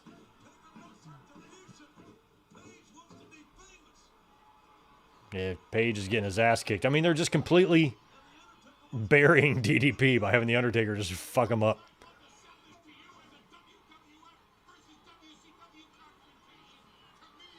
Yeah, I was about to say, Taker, you are leaving yourself wide open for a low blow.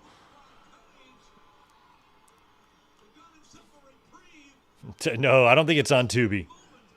Whatever I watch, I refuse to have any ads whatsoever. So it's on something that I've subscribed to. Might have been Peacock. Just search it. I don't know. I don't remember. I searched it on my Roku, and we watched it on whatever platform it said.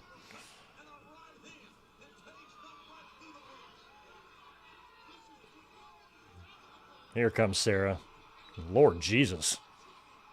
Undertaker, what were you thinking? You should have stuck with what you had. Oh, she's got the camcorder. I love it. Still using that technology back in 01. We hadn't quite gotten fully digital. There's probably a little tape in that thing. It's big enough to where it probably is. That might be digital. I don't know. But those things are still big. In the 80s, they were even bigger. We had one like in between size, a little bit bigger than the one she has.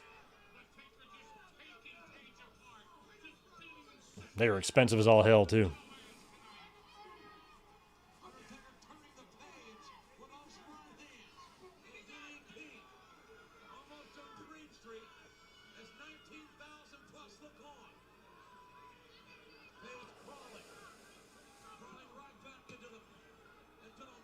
Sarah, I feel like you outrank Undertaker by several points on the hotness scale. Oh, is that Mark Eaton? Please save and protect him, please. But she's 4 or 5 points ahead. Oh.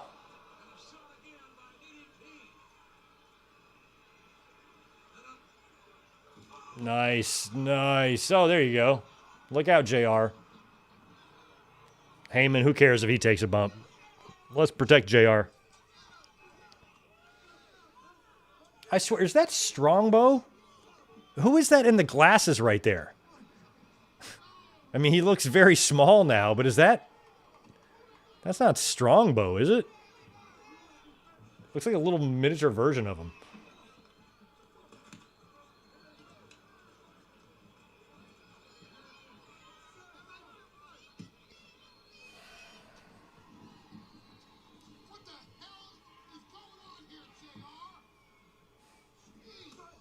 Yeah, I definitely didn't watch it on Tubi, so that means I probably bought it on Amazon.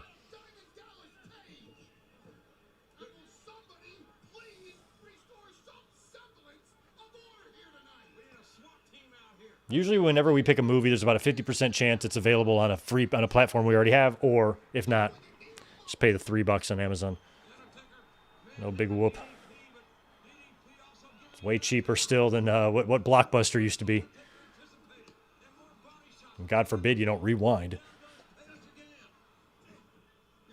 God forbid you keep it an extra day. From the Undertaker, I can't believe the beating that DDP is taking. All these punches, all these kicks, they want DDP is taking a royal beating tonight. I can't tell you how many times I had to pay like $20 for one tape just because I kept it for 4 days and I was too lazy to drive it back over when I was young, like when I was a teenager driving. Undertaker talking to trash to DDP. And Page with another right hand knocked back into the ring. And now Page is having second thoughts over his voyeuristic perversion. Oh, then I might have watched it on YouTube. We probably did because I've got premium. And that's probably where we watched it. Oof. Oh, what a bump. God, what a bump Paige took. Man. He flew through those ropes. Bye, DDP. Just keep the camera on Sarah.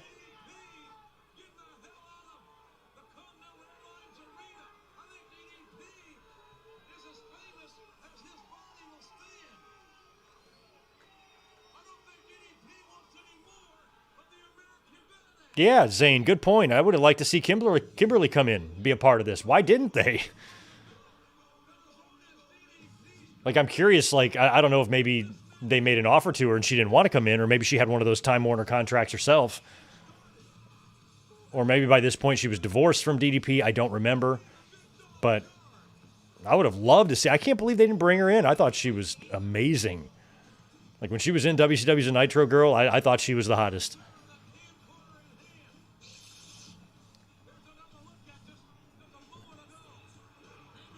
Anybody ever seen... Oh, look, there's that bump. Anybody ever seen a 40-year-old virgin? She's in that during the speed dating. A little wardrobe malfunction.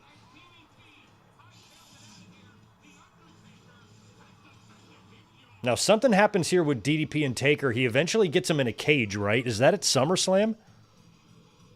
Or is that on Raw?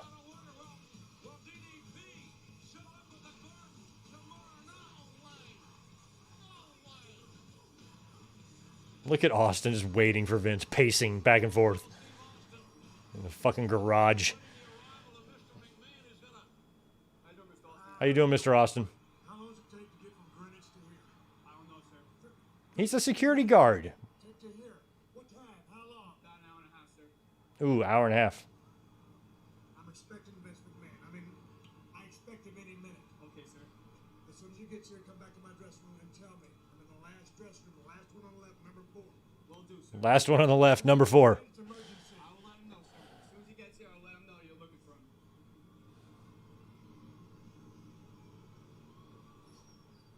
Well, Stone Cold get his mind on his business here, and folks, we're a heartbeat away. There we go. Angle and Shane. This was so brutal. I do remember this quite well. This is getting a lot of oohs and ahs in the living room. Because I don't think, like, he doesn't get it at first, right? Doesn't it take, like, several attempts and Shane just comes down right on his head and then finally he crashes through it.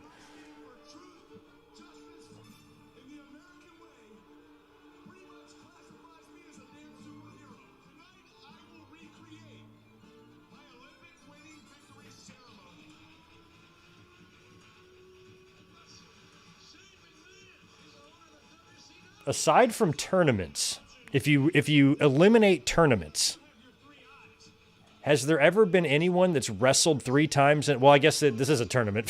Fucking never mind. I was trying to think, like, what Angle did here is kind of unique. But he wrestled 2 tournament matches and a regular match. Before I was so rudely interrupted, I just want to make sure that you understand, again, what WCW means. But W also stands for, I don't know, wussy. Wussy. I mean, even dorky Kurt Angle is anything but a wussy. The toughest damn wussy in existence. Wussy. That was an insult when I was 8. What are you, a wussy? No. These guys are grown-ass men in their 30s. Wussy.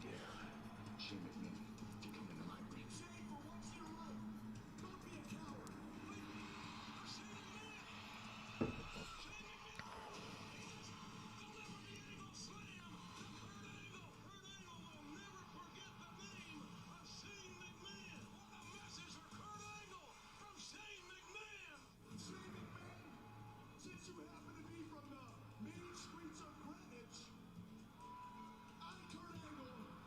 Challenge you, Shane McMahon, at King of the Ring, to a street fight. Now the fight between WWF and WCW is on.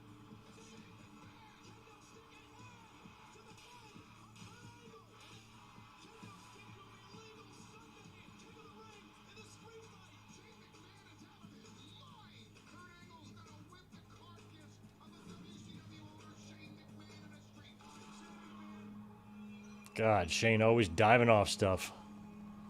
I was at SummerSlam when he fell off the thing.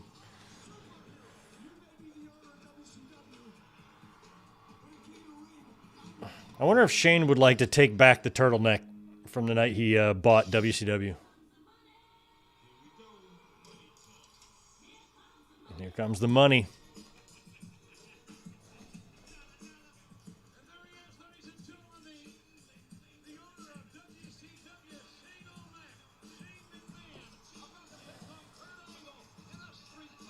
Yeah, there's been lots of occasions where guys have wrestled 3 times.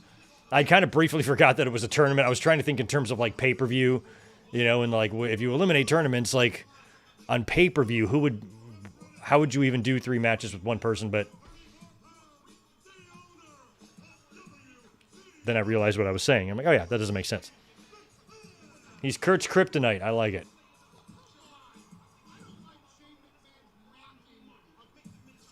I hated that WCW logo. Somebody mentioned in the chat it looked like a spaceship. It did. It looked like the spaceship that they caught in Independence Day, the one that they have holding in the holding pen there that Will Smith flies. That's what the WCW logo looks like to me, and I thought it was so horrendous. And you shouldn't have rebranded it again. You should have brought back the original logo, the one that's sitting back there, up on a shelf somewhere.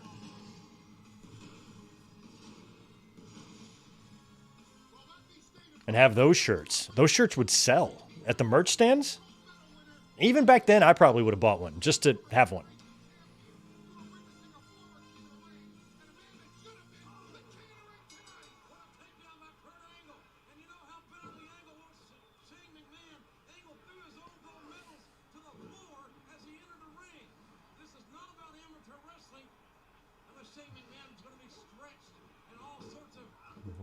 Yeah, Angle's gonna. It's a street fight, but Angle's gonna wrestle him into oblivion.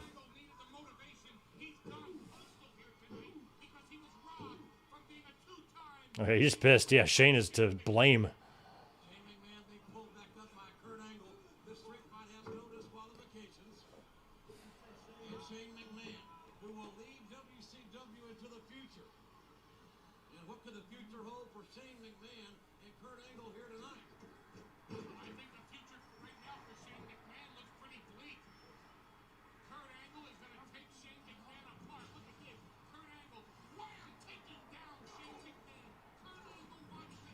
Made absolutely no sense that a few months later Angle joined the alliance. That made me so mad.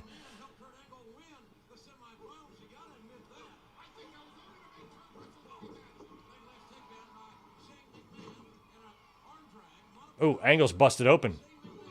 Oh, God. Did Shane catch him? Did Shane tag him with a real one there?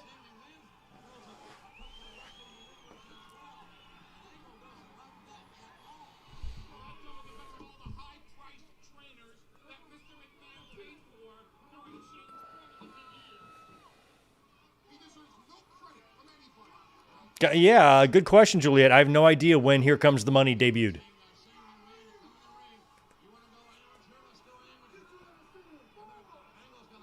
Yeah, Angle is...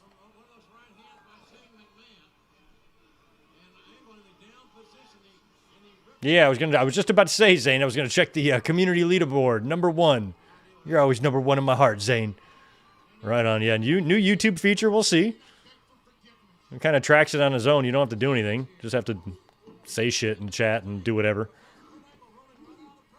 I think super chatting helps you, but I think just engaging in general will get you on the list.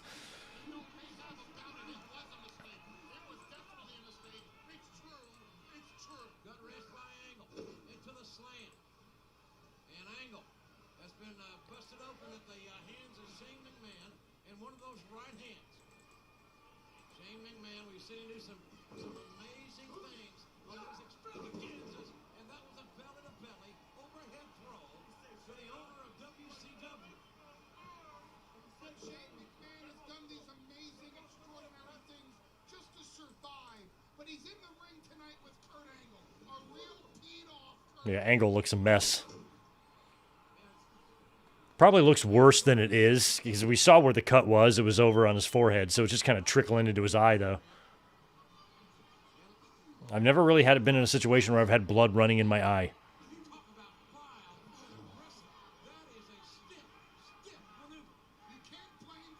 I'd imagine you wouldn't want it in your eye.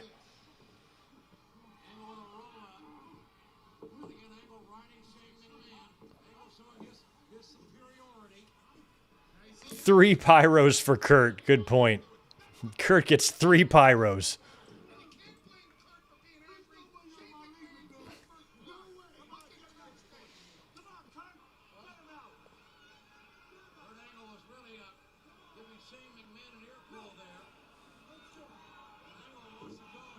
Yeah, not an ideal location for a cut. He wants to wrestle Shane.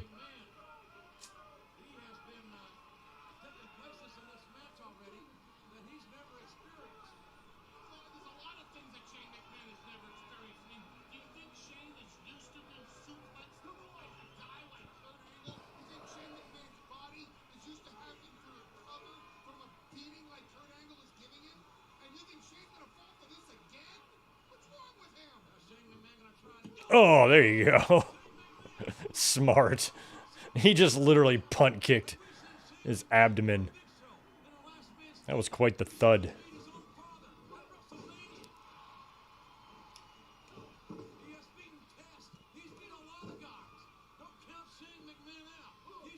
If this was modern times, they'd stop this whole match and deal with Angle's eye.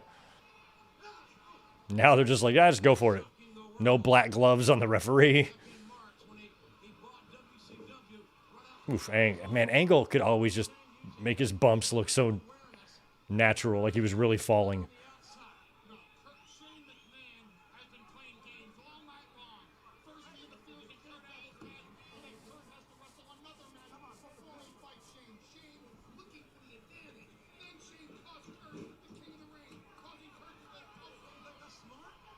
Shane always would run.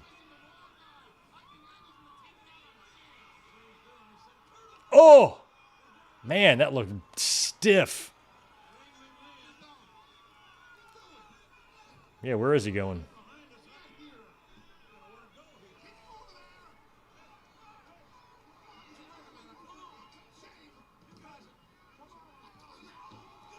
Damn, I couldn't even tell what happened there.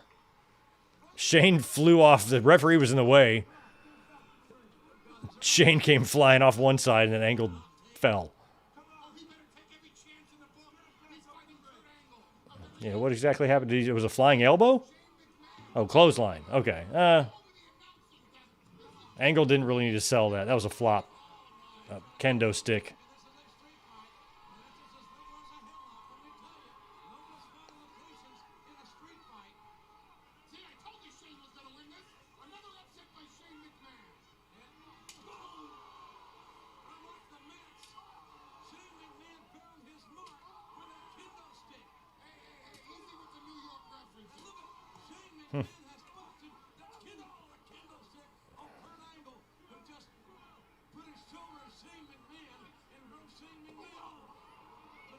I'm pretty sure we have to thank the kendo stick.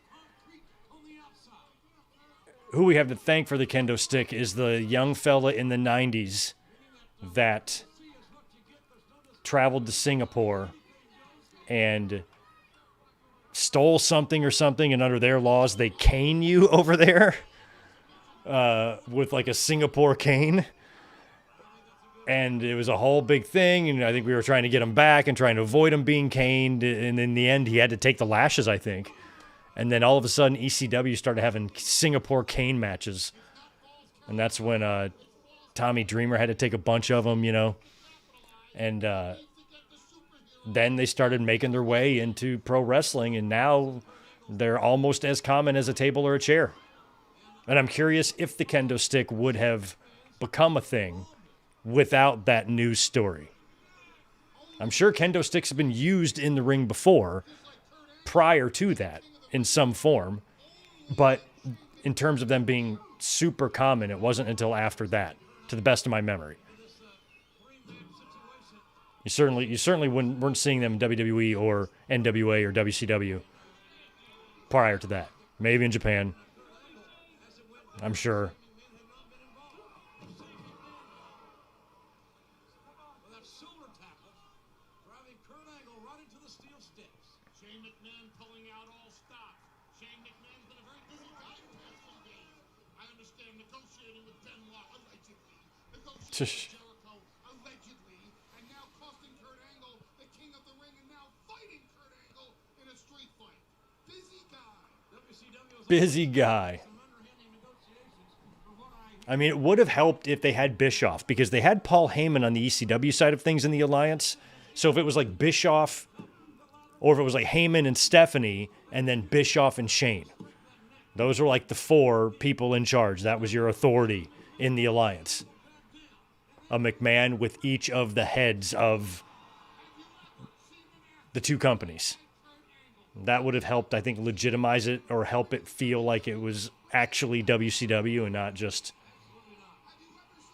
a shell of what it could be. Or fraction, I should say. Oh, watch out, Shane. He almost just threw it over the whole ring.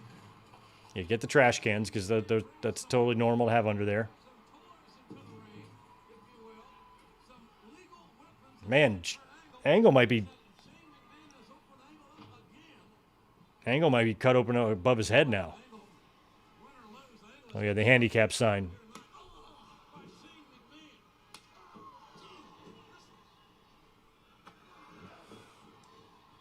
He is a competitor, a smart one at that fall, in Oh,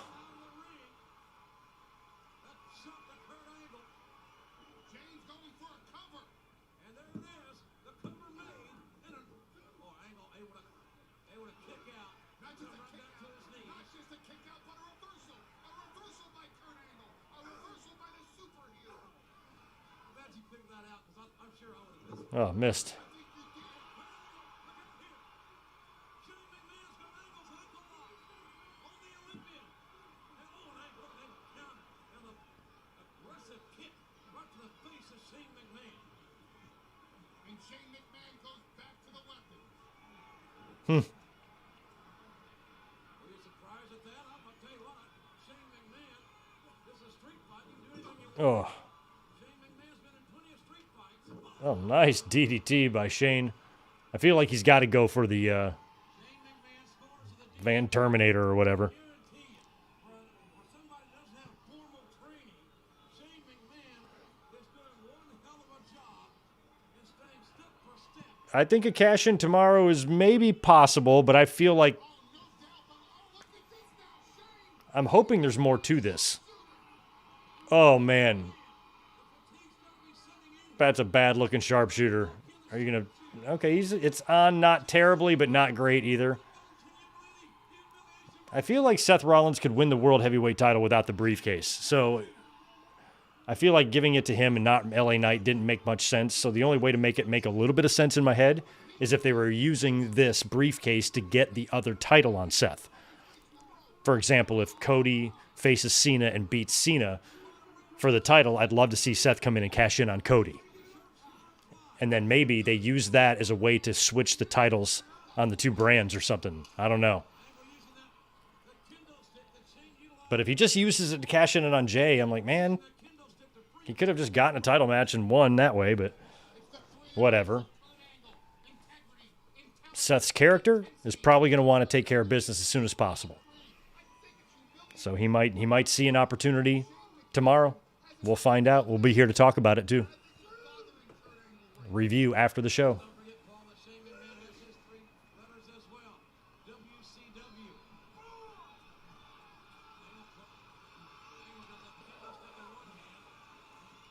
Look out.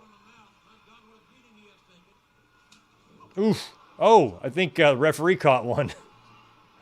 I think your referee caught the kendo stick in the leg. God, Angle is reeling. Oh. I mean, they still have to brawl all out into the staging area.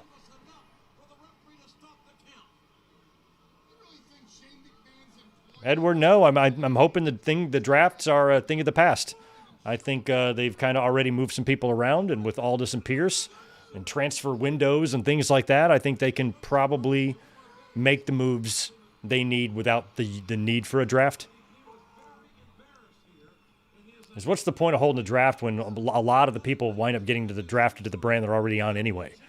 So if the point is just to move a few people around, just figure out another way to move a few people around. And it feels like that's kind of what they're doing. And I prefer that.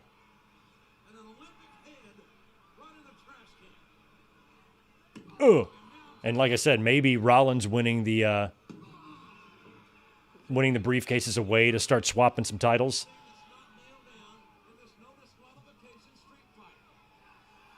But I feel like if you swap one, you got to swap them all. Because everything's uniform right now. The World Heavyweight titles and for men and women are one side and WWE for the other. So if you start mixing them, it's going to tangle it all up. So I might not be in favor of that. Here comes Shane.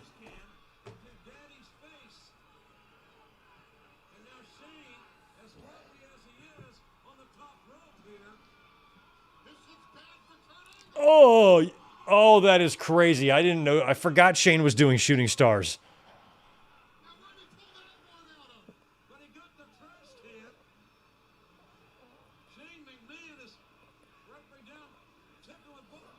He hit the shooting star on the trash can, not on Kurt Angle.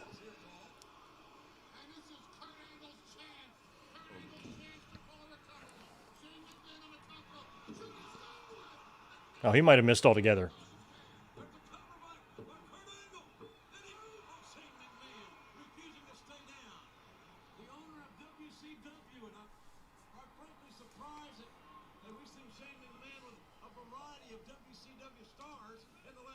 Hellfire, no, unfortunately, I'm not on Twitch. I've toyed with the idea a few times, but every time I explored the platform, it just didn't look like it was for me.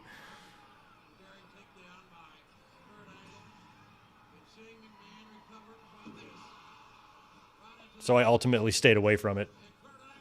I bought a game capture device in case I wanted to play old video games, but I was like, I don't know. People have a lot of bad things to say about Twitch. I don't know. I wasn't feeling it. Maybe there's still time to start one.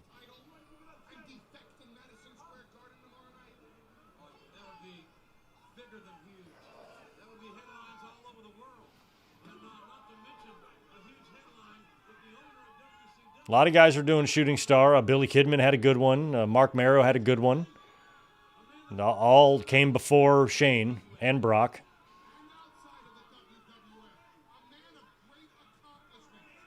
I'm sure there's a couple of others. Even for that time, we probably had a few shooting stars going that were decent.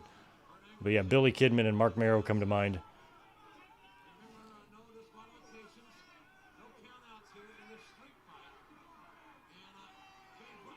Oh, there we go. Suplex. They're getting closer and closer.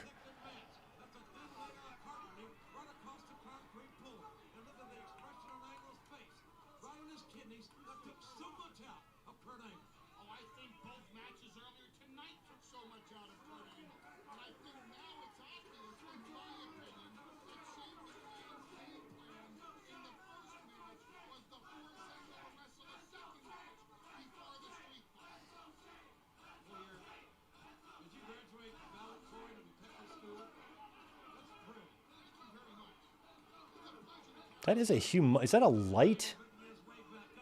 What is that apparatus? That large thing there.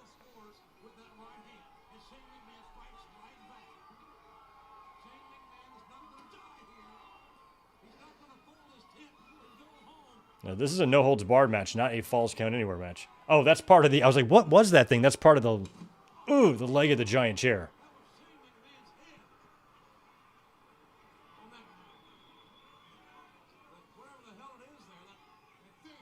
The thing.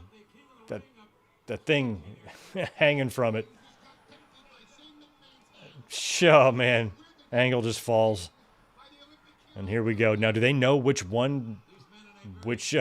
panel to go through?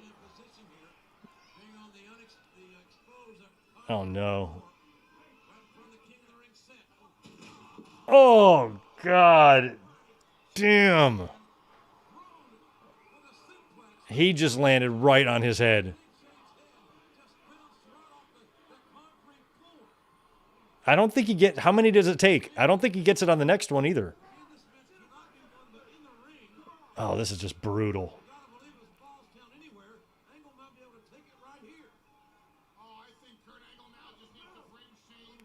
Look at this throw. Oh, there. Oh, man.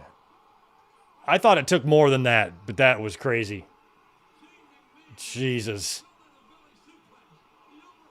That thing just exploded. God, Angle's bleeding. I mean, I don't know if that's like... That's probably the same shit that, Austin's breakaway entrance stuff is made out of, or it's... I doubt it's fiberglass. Or sugar glass, or I don't know what it is, but the fact that he didn't go through it the first time... Ugh.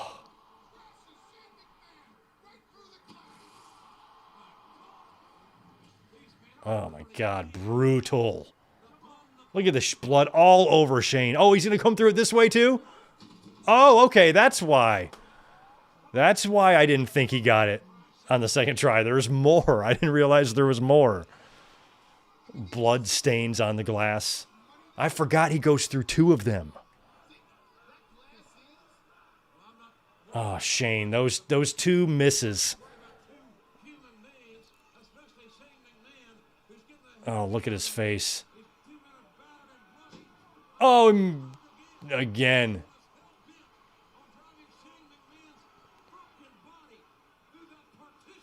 And I think the story is like Shane is like, no, do it again. Let's do it. And then Angle's like, all right, we really got to make it happen. Boom. Oh. I mean, that shit must be pretty strong to hit it that hard and it not break.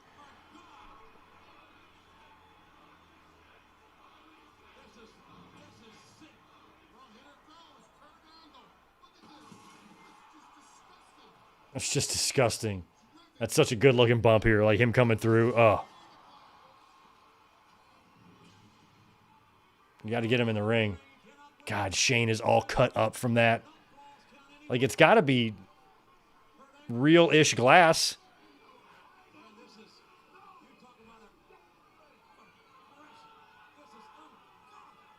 Oh. Oh, my God. Angle is just completely covered in blood. I didn't realize it was this gnarly. I forgot. Oh, my God.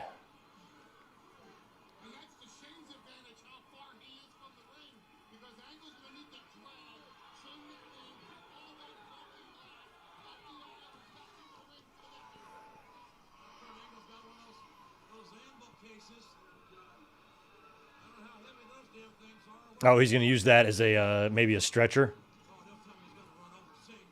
He's going to run over Shane.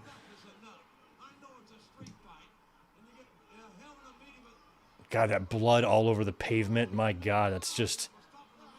This is so brutal looking.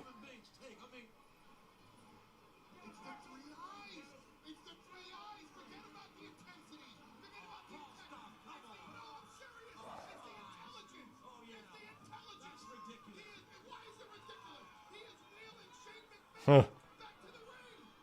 That's smart. God, Shane's head is bleeding.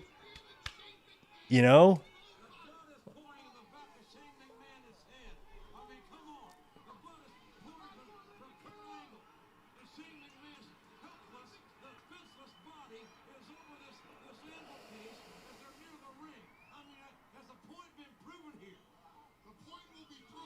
Damn, that is so violent.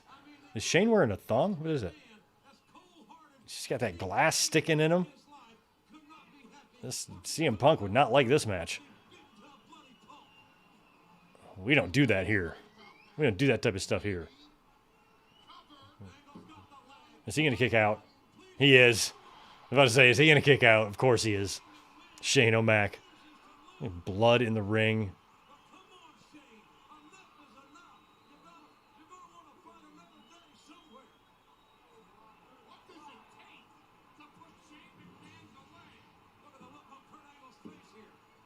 Ugh. That was probably a very painful shower for Kurt Angle to take later. All that hot water. It probably felt good, too, to clean it, but hot water and all those cuts.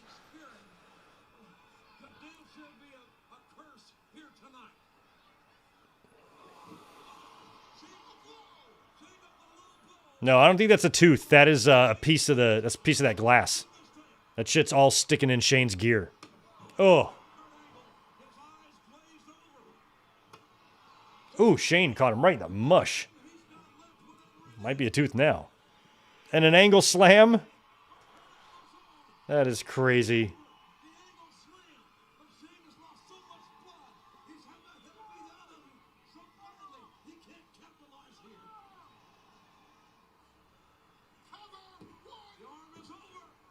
Oh, Angle barely kicks out.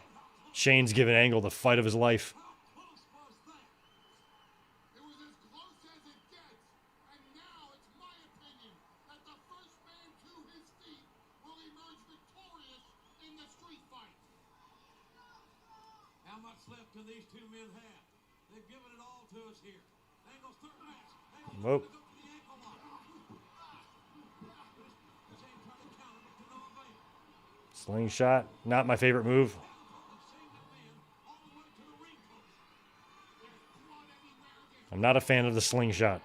Shane McMahon is upside down, hanging towards the outside of the ring as the Olympic hero Kurt Angle moves in, hopefully for the kill. Angle, hard blows right to Shane's spine. And the owner of WCW, perhaps competing for the last time ever at a WWF event. Oh my God, what is Angle gonna? He's got that piece of wood. It's like the top of a desk. What if Hacksaw Jim Duggan carried around a board like that instead of a 2x4? That would be funny. Oh no. He's using it as a platform?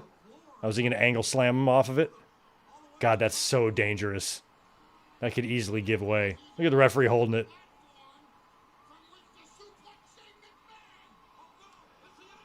It worked, and it looked great. That's got to be it.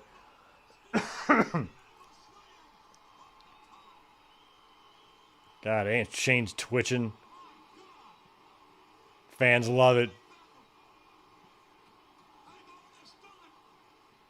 Cover him, Kurt.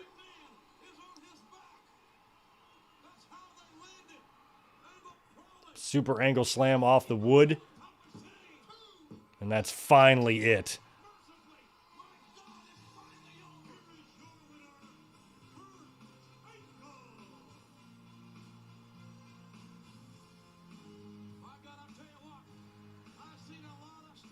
I was wondering, I'm like, pulling that's one weapon you don't often see. It's like a very specific size piece of plywood like that, Who pulls that out? So they wound up using it in the finish, using it as a platform on the top rope to super angle slam Shane McMahon into the ring. And Angle wins. 2-1 for the night.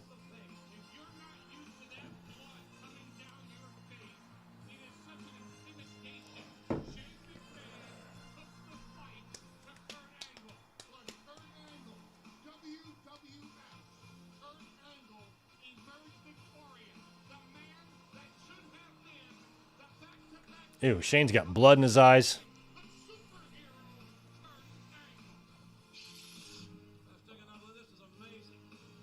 Well, there's not I mean, there's some blood. This is a bloody match, but this is by far the bloodiest. These are superficial cuts these guys are getting. You're not going to bleed out unless you nick an artery or something, which I don't believe that glass is really designed to be dangerous enough to do that. I would hope anyway. But I think all the cuts on them are just cuts on their skin, you know. You're not going to bleed. No, the bump on Shane McMahon's head was probably nasty, but...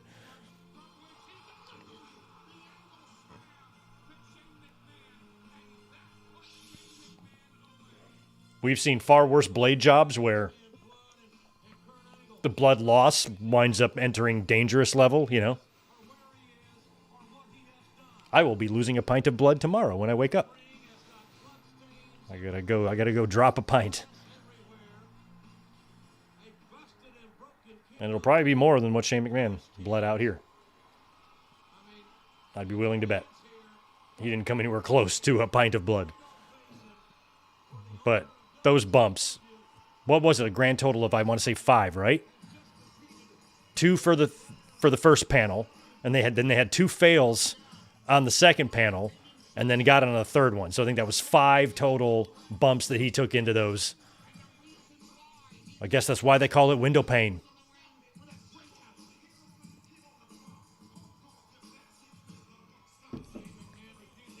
Yes, I just made that up, and I didn't steal it from a song. Look at Shane. Which way am I going? Which way am I going? All right, here's Jericho. You twitchy weirdo. I'm just waiting for him to go like this, like Io Sky. All right, there's Benoit doing his squats.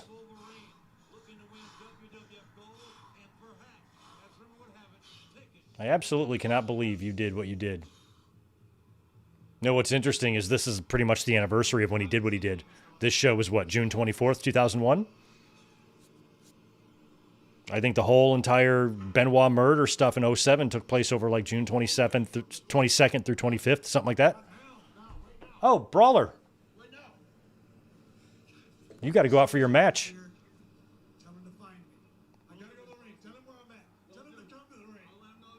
Tell him to come to the ring. There's no phones to text message. I forgot whose shoot interview it was. It might have been, no, it wasn't Terry Taylor because he was working there. But they were asked, what was your thoughts on the Owen Hart death? And they're like, I got a text message saying that Owen had fell. I'm like, text messages weren't even a thing in '99. Like, what do you mean you got a text message?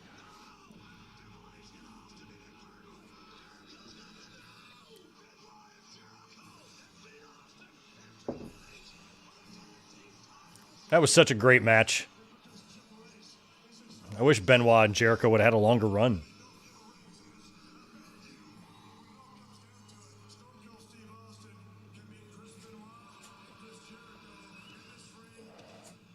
I mean, it really should have been Austin and Triple H at WrestleMania, but Austin probably just, wouldn't want to be in the jobber situation there. Instead, he worked with Scott Hall so he could win, but technically, he probably should have put over Triple H in the main event, considering their history right before Triple H left, and they were building to a feud between them anyway. Have them be the final 2 in the Rumble? Well, how the fuck would that work? You should have just had Austin stay champion. He wins at Vengeance. Keeps the title until WrestleMania. Triple H beats him for it. And then he would have been in the main event with main event money. That's the match they should have done. It should not have been Jericho and Triple H. It should have been Triple H and Austin.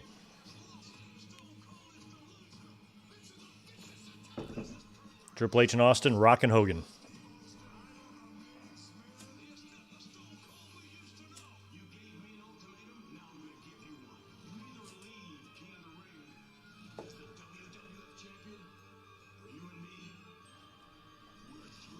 We're through. Always giving out ultimatums.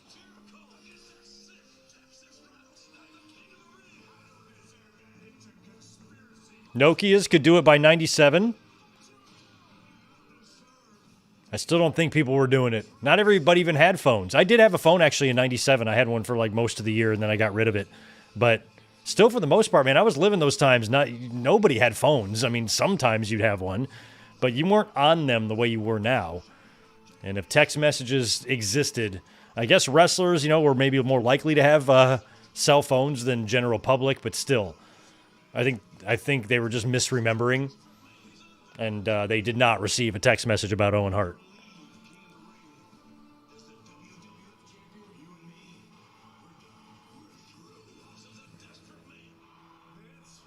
Vince.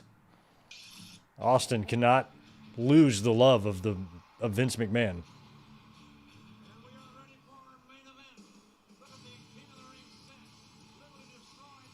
And here comes Benoit. Getting a championship match. Just a few weeks after him and Jericho won the tag titles, beating Triple H and Austin in that epic match on Raw. They already have dropped the titles, and now they are opposing each other in a triple threat. I remember not liking that.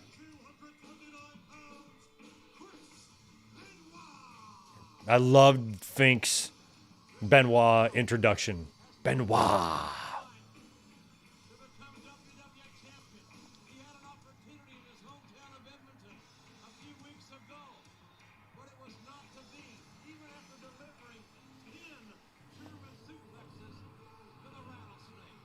Yeah, I don't remember seeing phones super regularly until around 2000. Then it was like, okay, most people started having like a flip phone of some kind or whatever.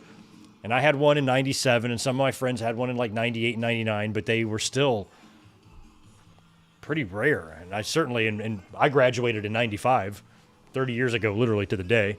And nobody had a phone. Nobody. I didn't have a single friend with a phone.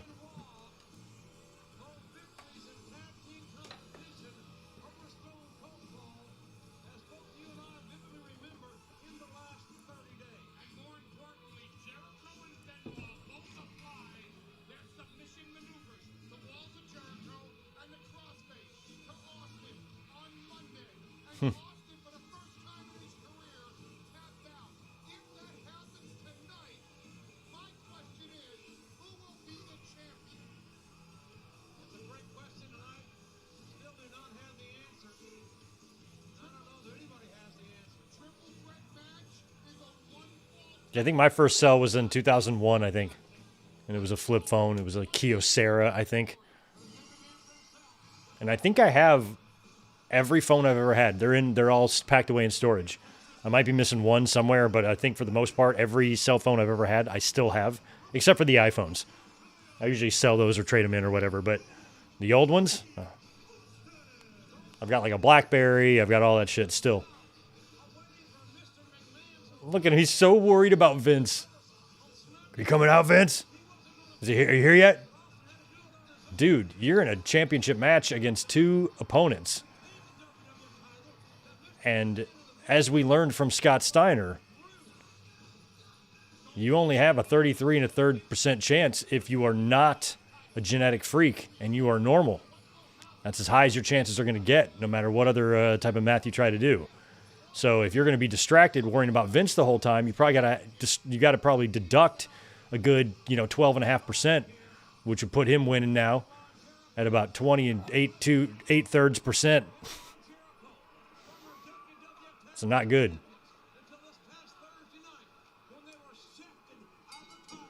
And yes, 8/3 is a real fraction. Read a book.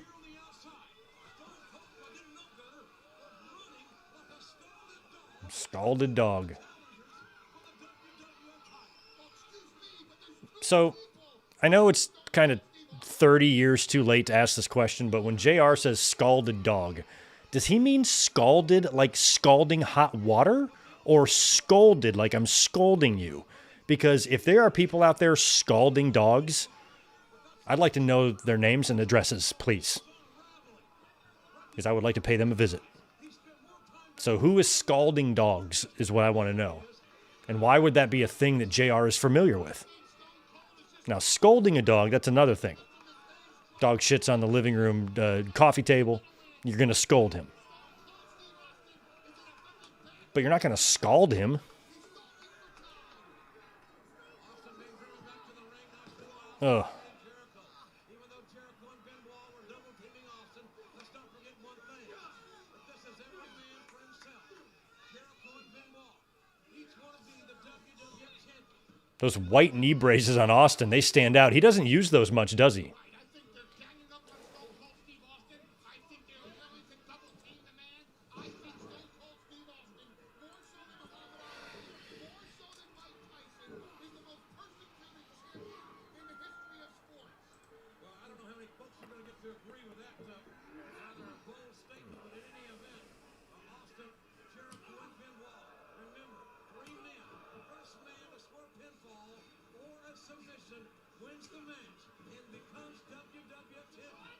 Double team. There you go. Double team. Austin just eating chops.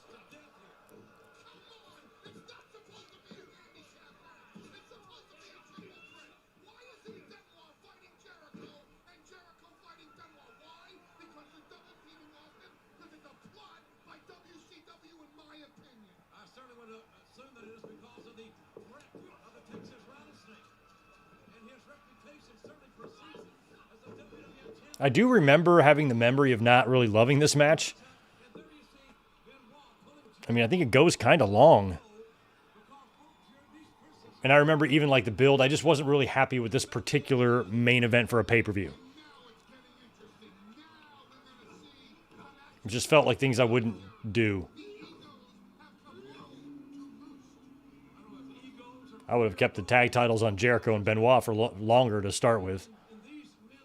I would have probably found Austin a different opponent for King of the Ring. important in Austin's life, period, than the WWF title, which I think he has proven without a shadow. I would have had Jericho and Benoit defend against the Dudleys here for this show. And I would have had Austin face Kane. Just like King of the Ring, 98, rematch 3 years later, Austin Kane again in 2001.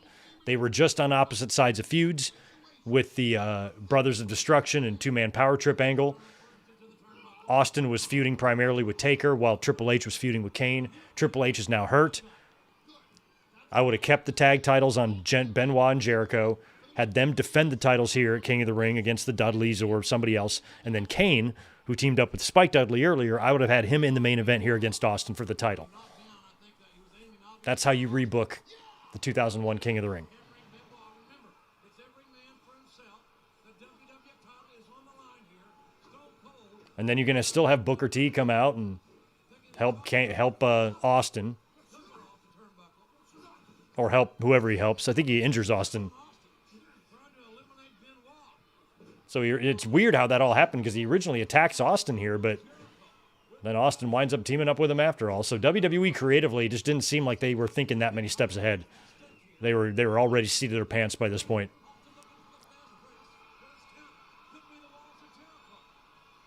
Could be the walls of Jericho. That's exactly what it is. Oh, there's an exposed buckle there. I didn't notice. God! Belly to back over the top rope. Jericho. Hellacious bump. I feel like Jericho might... Nope. I thought he might be bleeding.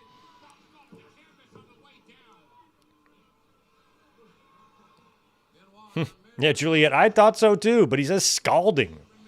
Like scalding, like with hot liquid? And I'm very upset if that's a thing that JR does or has done.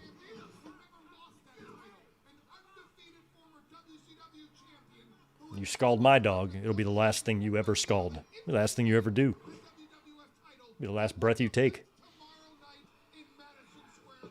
But luckily, I don't have a dog, so. If you're a scalder, you're safe. A champion's presence of mind by Stone Cold Steve Austin. Always knows where he is in the ring at all times. Front face lock by Benoit into the snap suplex. Benoit and Austin certainly are no strangers to the suplexes, especially the German version. The German version. 10 times about a month ago in Benoit's home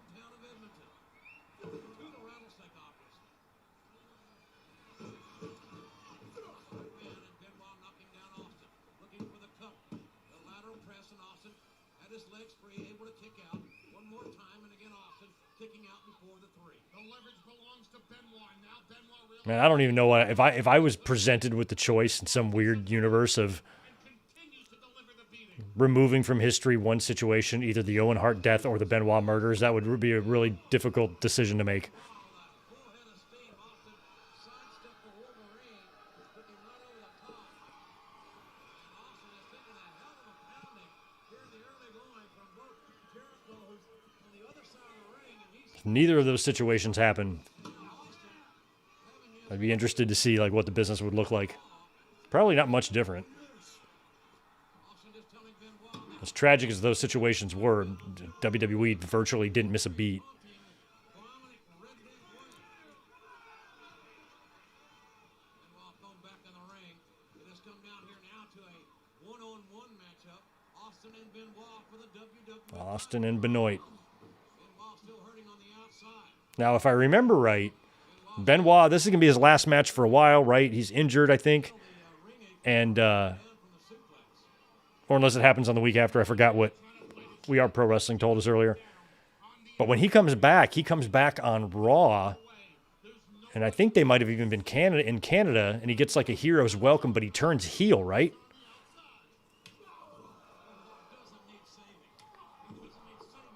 Which I remember at the time thinking was actually a good call. And Austin burying that knee right into the sternum, right into the heart perhaps of Chris Benoit.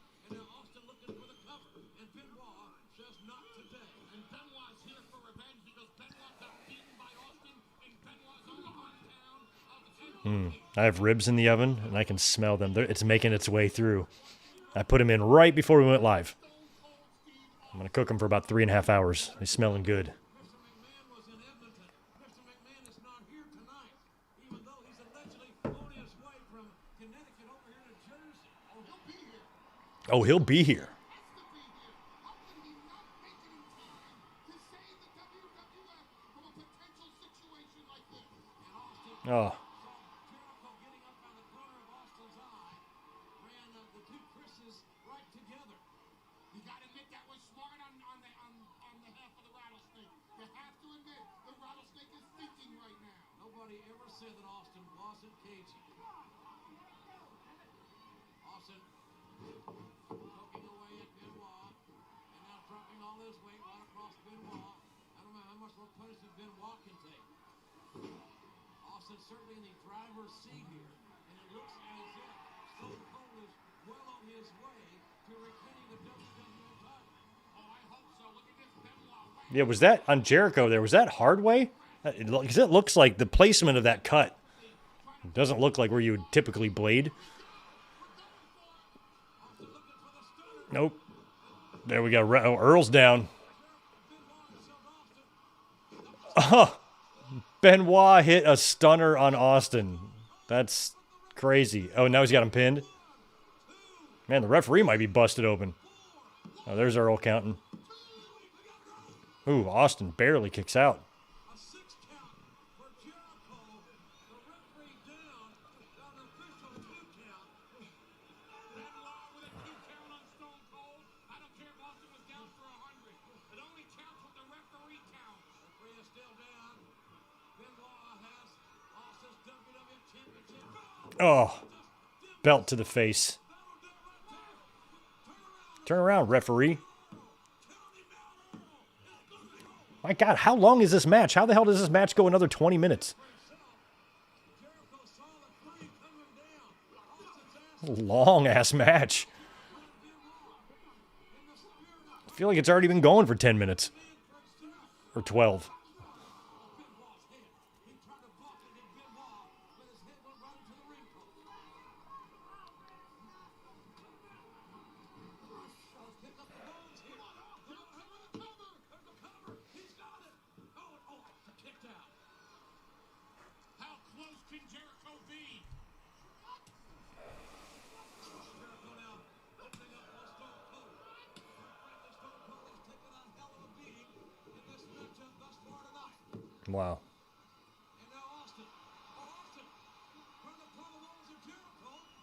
On Jericho. But Jericho's blocking it. Jericho, no. Oh, man, that was... I think Austin was kind of pissed on the way he bumped there. Landed right on his head.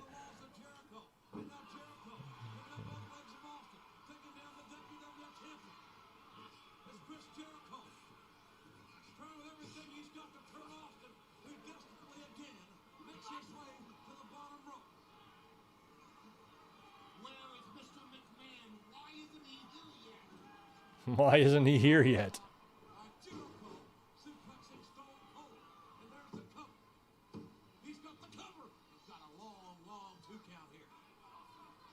Austin's just deceivingly big, especially like he's got thick ass like thighs and he's heavy in the middle. He's not an easy guy to like suplex around and stuff.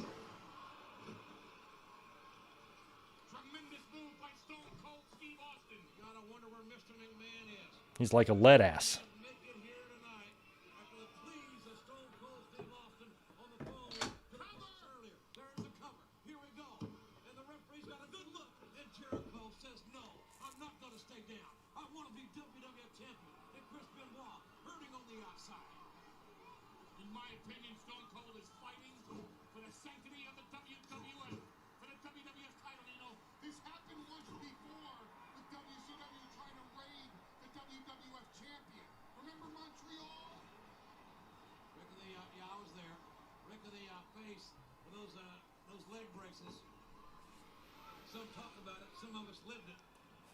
All right, Ajax, you made it. You got time for the final closing minutes here of this pay-per-view. This is a very, very long main event match.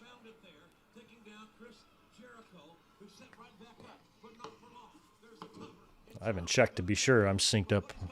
Yep. I'm about 2 seconds ahead on this timer. That happens.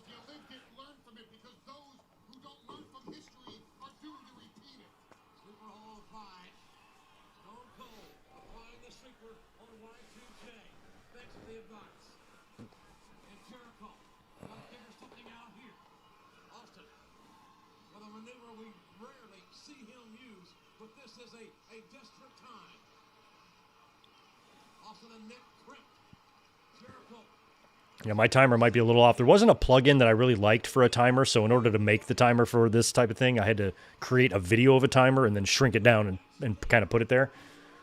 So maybe it runs a millisecond shorter, so over the course of 3 hours, I think we lose about 3 seconds. But still close enough.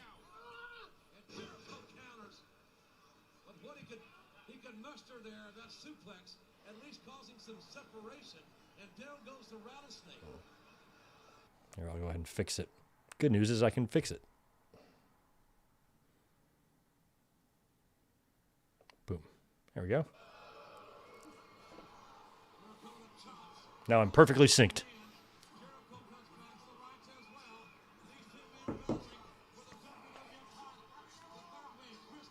Exchanging rights. I think there's some fans are chanting boring.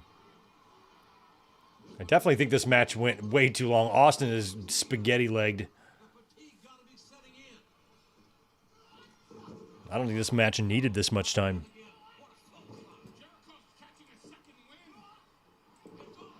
Oh, Jericho caught Benoit. I mean, it says this match only goes 27 minutes. But it just feels like it's long as hell.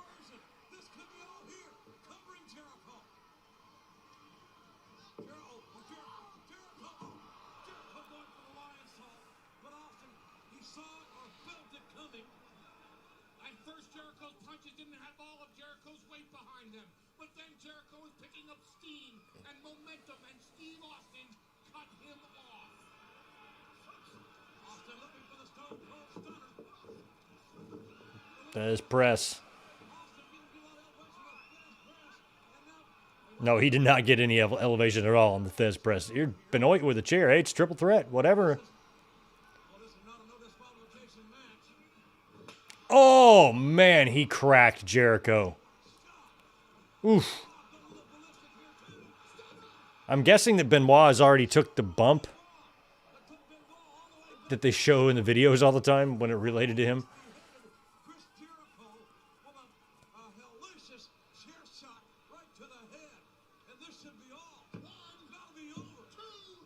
Nope. Jericho kicks out.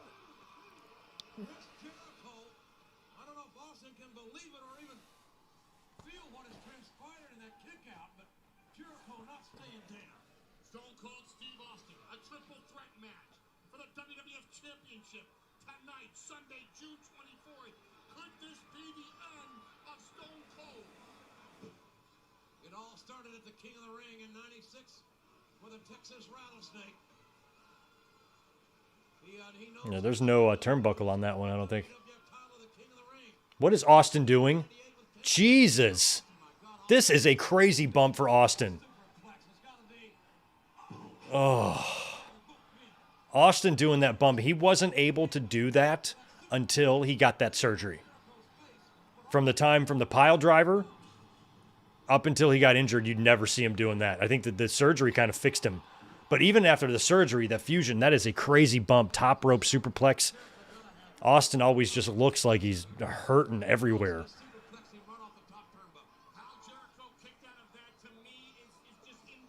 That's just rough. That's a rough bump for him. He's doing it again? You have got to be shitting me.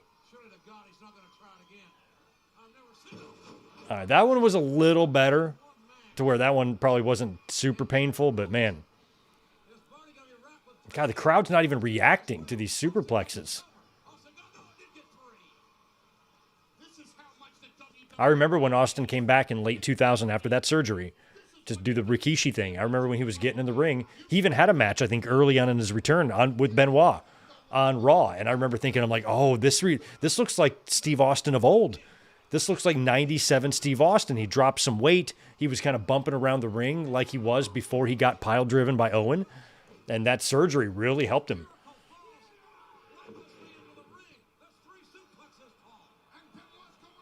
But now he looks like he's back to his like 98 weight. But that initial return of his, I thought he was looking terrific in the ring. And being able to do stuff like superplexes.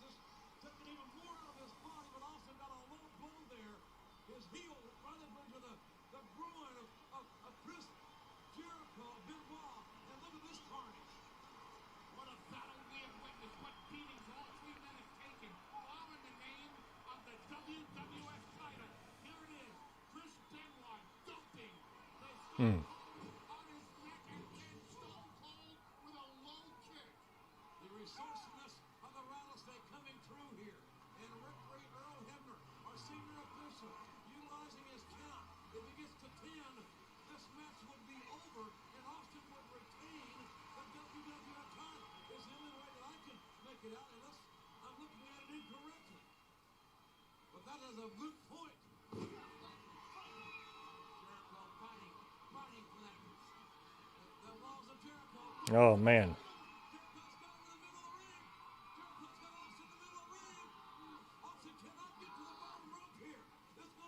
Oh. Crossface. Austin's tapping. Why doesn't that count?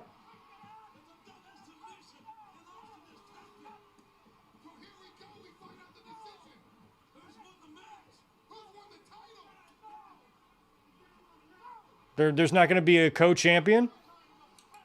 They both submitted him. Jericho's familiar with this. Him and China held the IC title together. Why can't him and Benoit hold the world title together? So Earl just flat out did not allow the double submission. So we got to continue the match. So Austin tapped out and survived.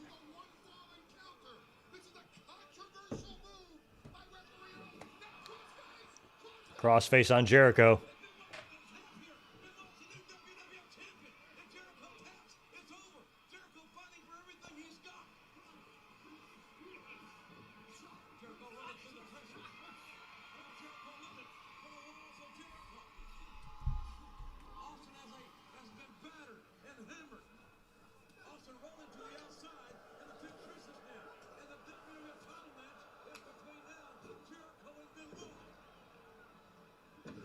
That's nice snap suplex. Man, these guys have put their bodies through hell here tonight. And there's a cover by Benoit. And Jericho will not stay down. He kicks out. Benoit, here we go. The rattlesnake is alive and well. And kicking with a chair. Also got the steel chair. Oh. Baseball snap right through the chair. Ramming Austin right in the face.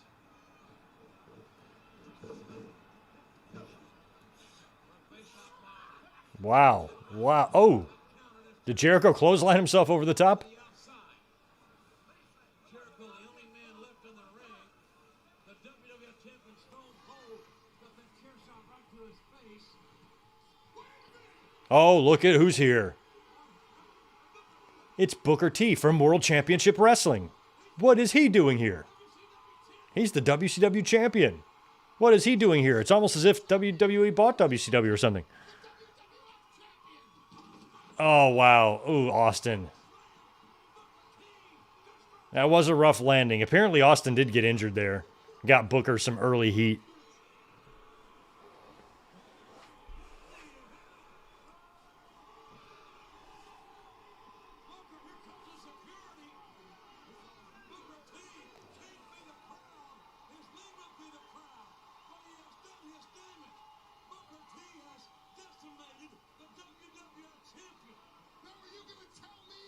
Now, how does Austin wind up winning this?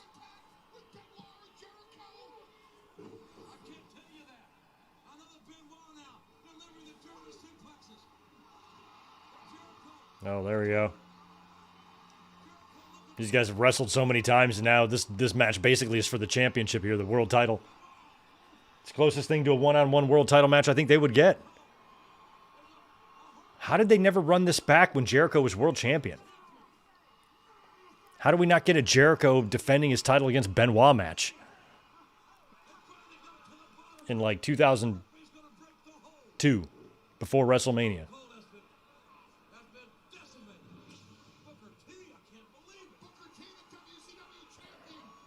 Oh, I guess it's because he was injured. That's why.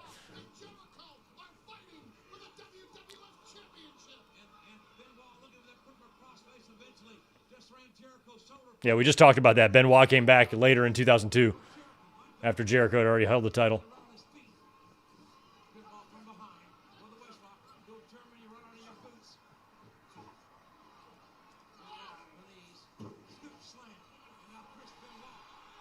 Big headbutt.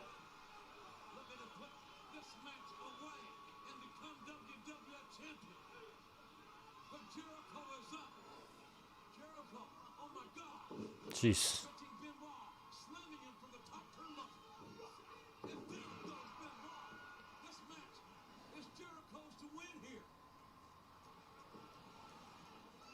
I mean, Austin's going to have to eventually recover. Oh, God, that was a ugly-looking lion salt. Man. That was like, you know, how Lita comes down so tightly on her moonsaults. She doesn't give herself enough, you know, very much time to not break her neck.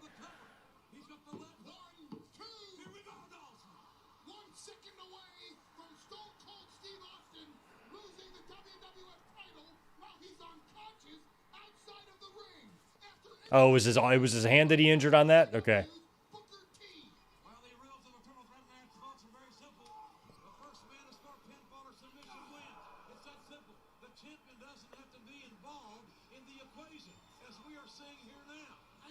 Oh, ugly bump for both.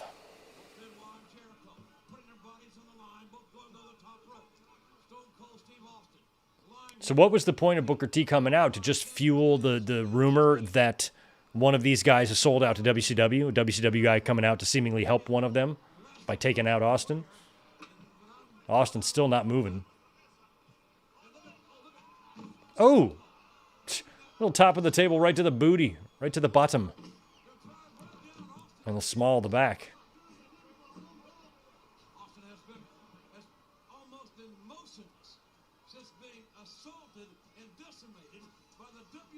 Ooh, ouch. Yeah, I'm trying to look at which hand. I think it's his right hand, Austin. Yeah, it looks like he's kind of favoring the right arm. Oh no, maybe the left. Maybe that's the left hand. Yeah, actually it's the left, I think. He's got it close to his... Ouch. And I do remember during the invasion, he did have a thing on his wrist, right?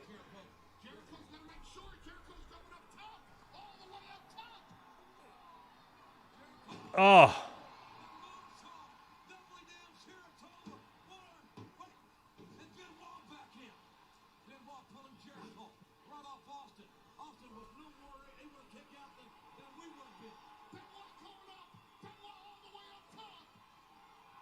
Oh.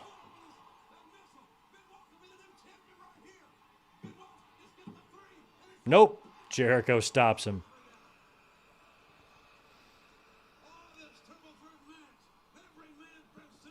Oh, yeah, Juliet. Well, in 2004, you mean? Yeah, they could have done it then when Benoit won it. Benoit would be the one to defend, not Jericho. So there was a chance to do a world title match between those two, but we never really got it. This is it. I think this is the only one. Right here. We're watching history. Even Earl's selling. Like, everybody's beat up. How the hell was this match 20? This feels like this match has gone on for an hour.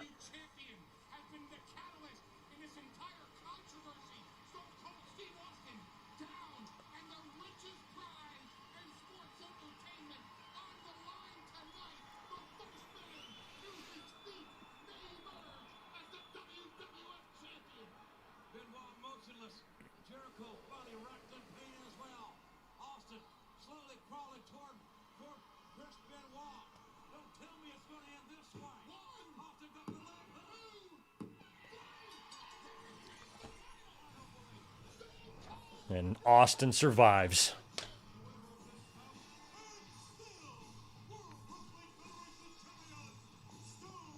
Pretty wild that he survived that.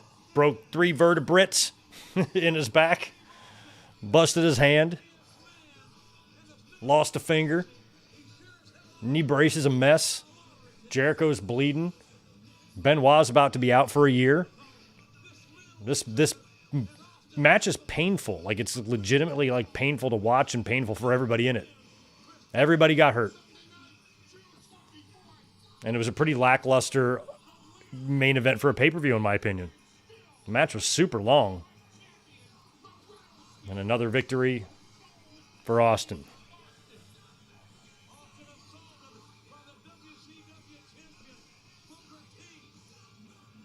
Ending a little King of the Ring skid there. 98, lost to Kane. 99, pretty sure he lost to the McMahons, right? I was there for that one. 97, what did he do? Draw with Shawn or something? So his first win, technically, since 96?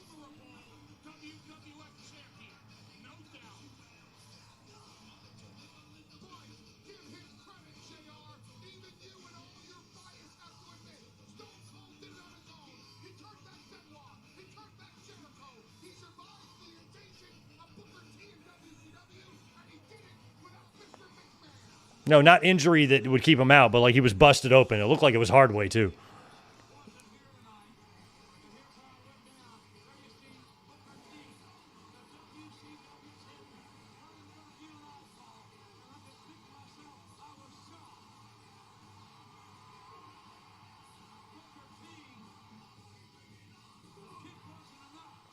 I do remember being excited to see Booker. I mean, the more WCW people coming in was interesting to me. It was a very interesting time we were living.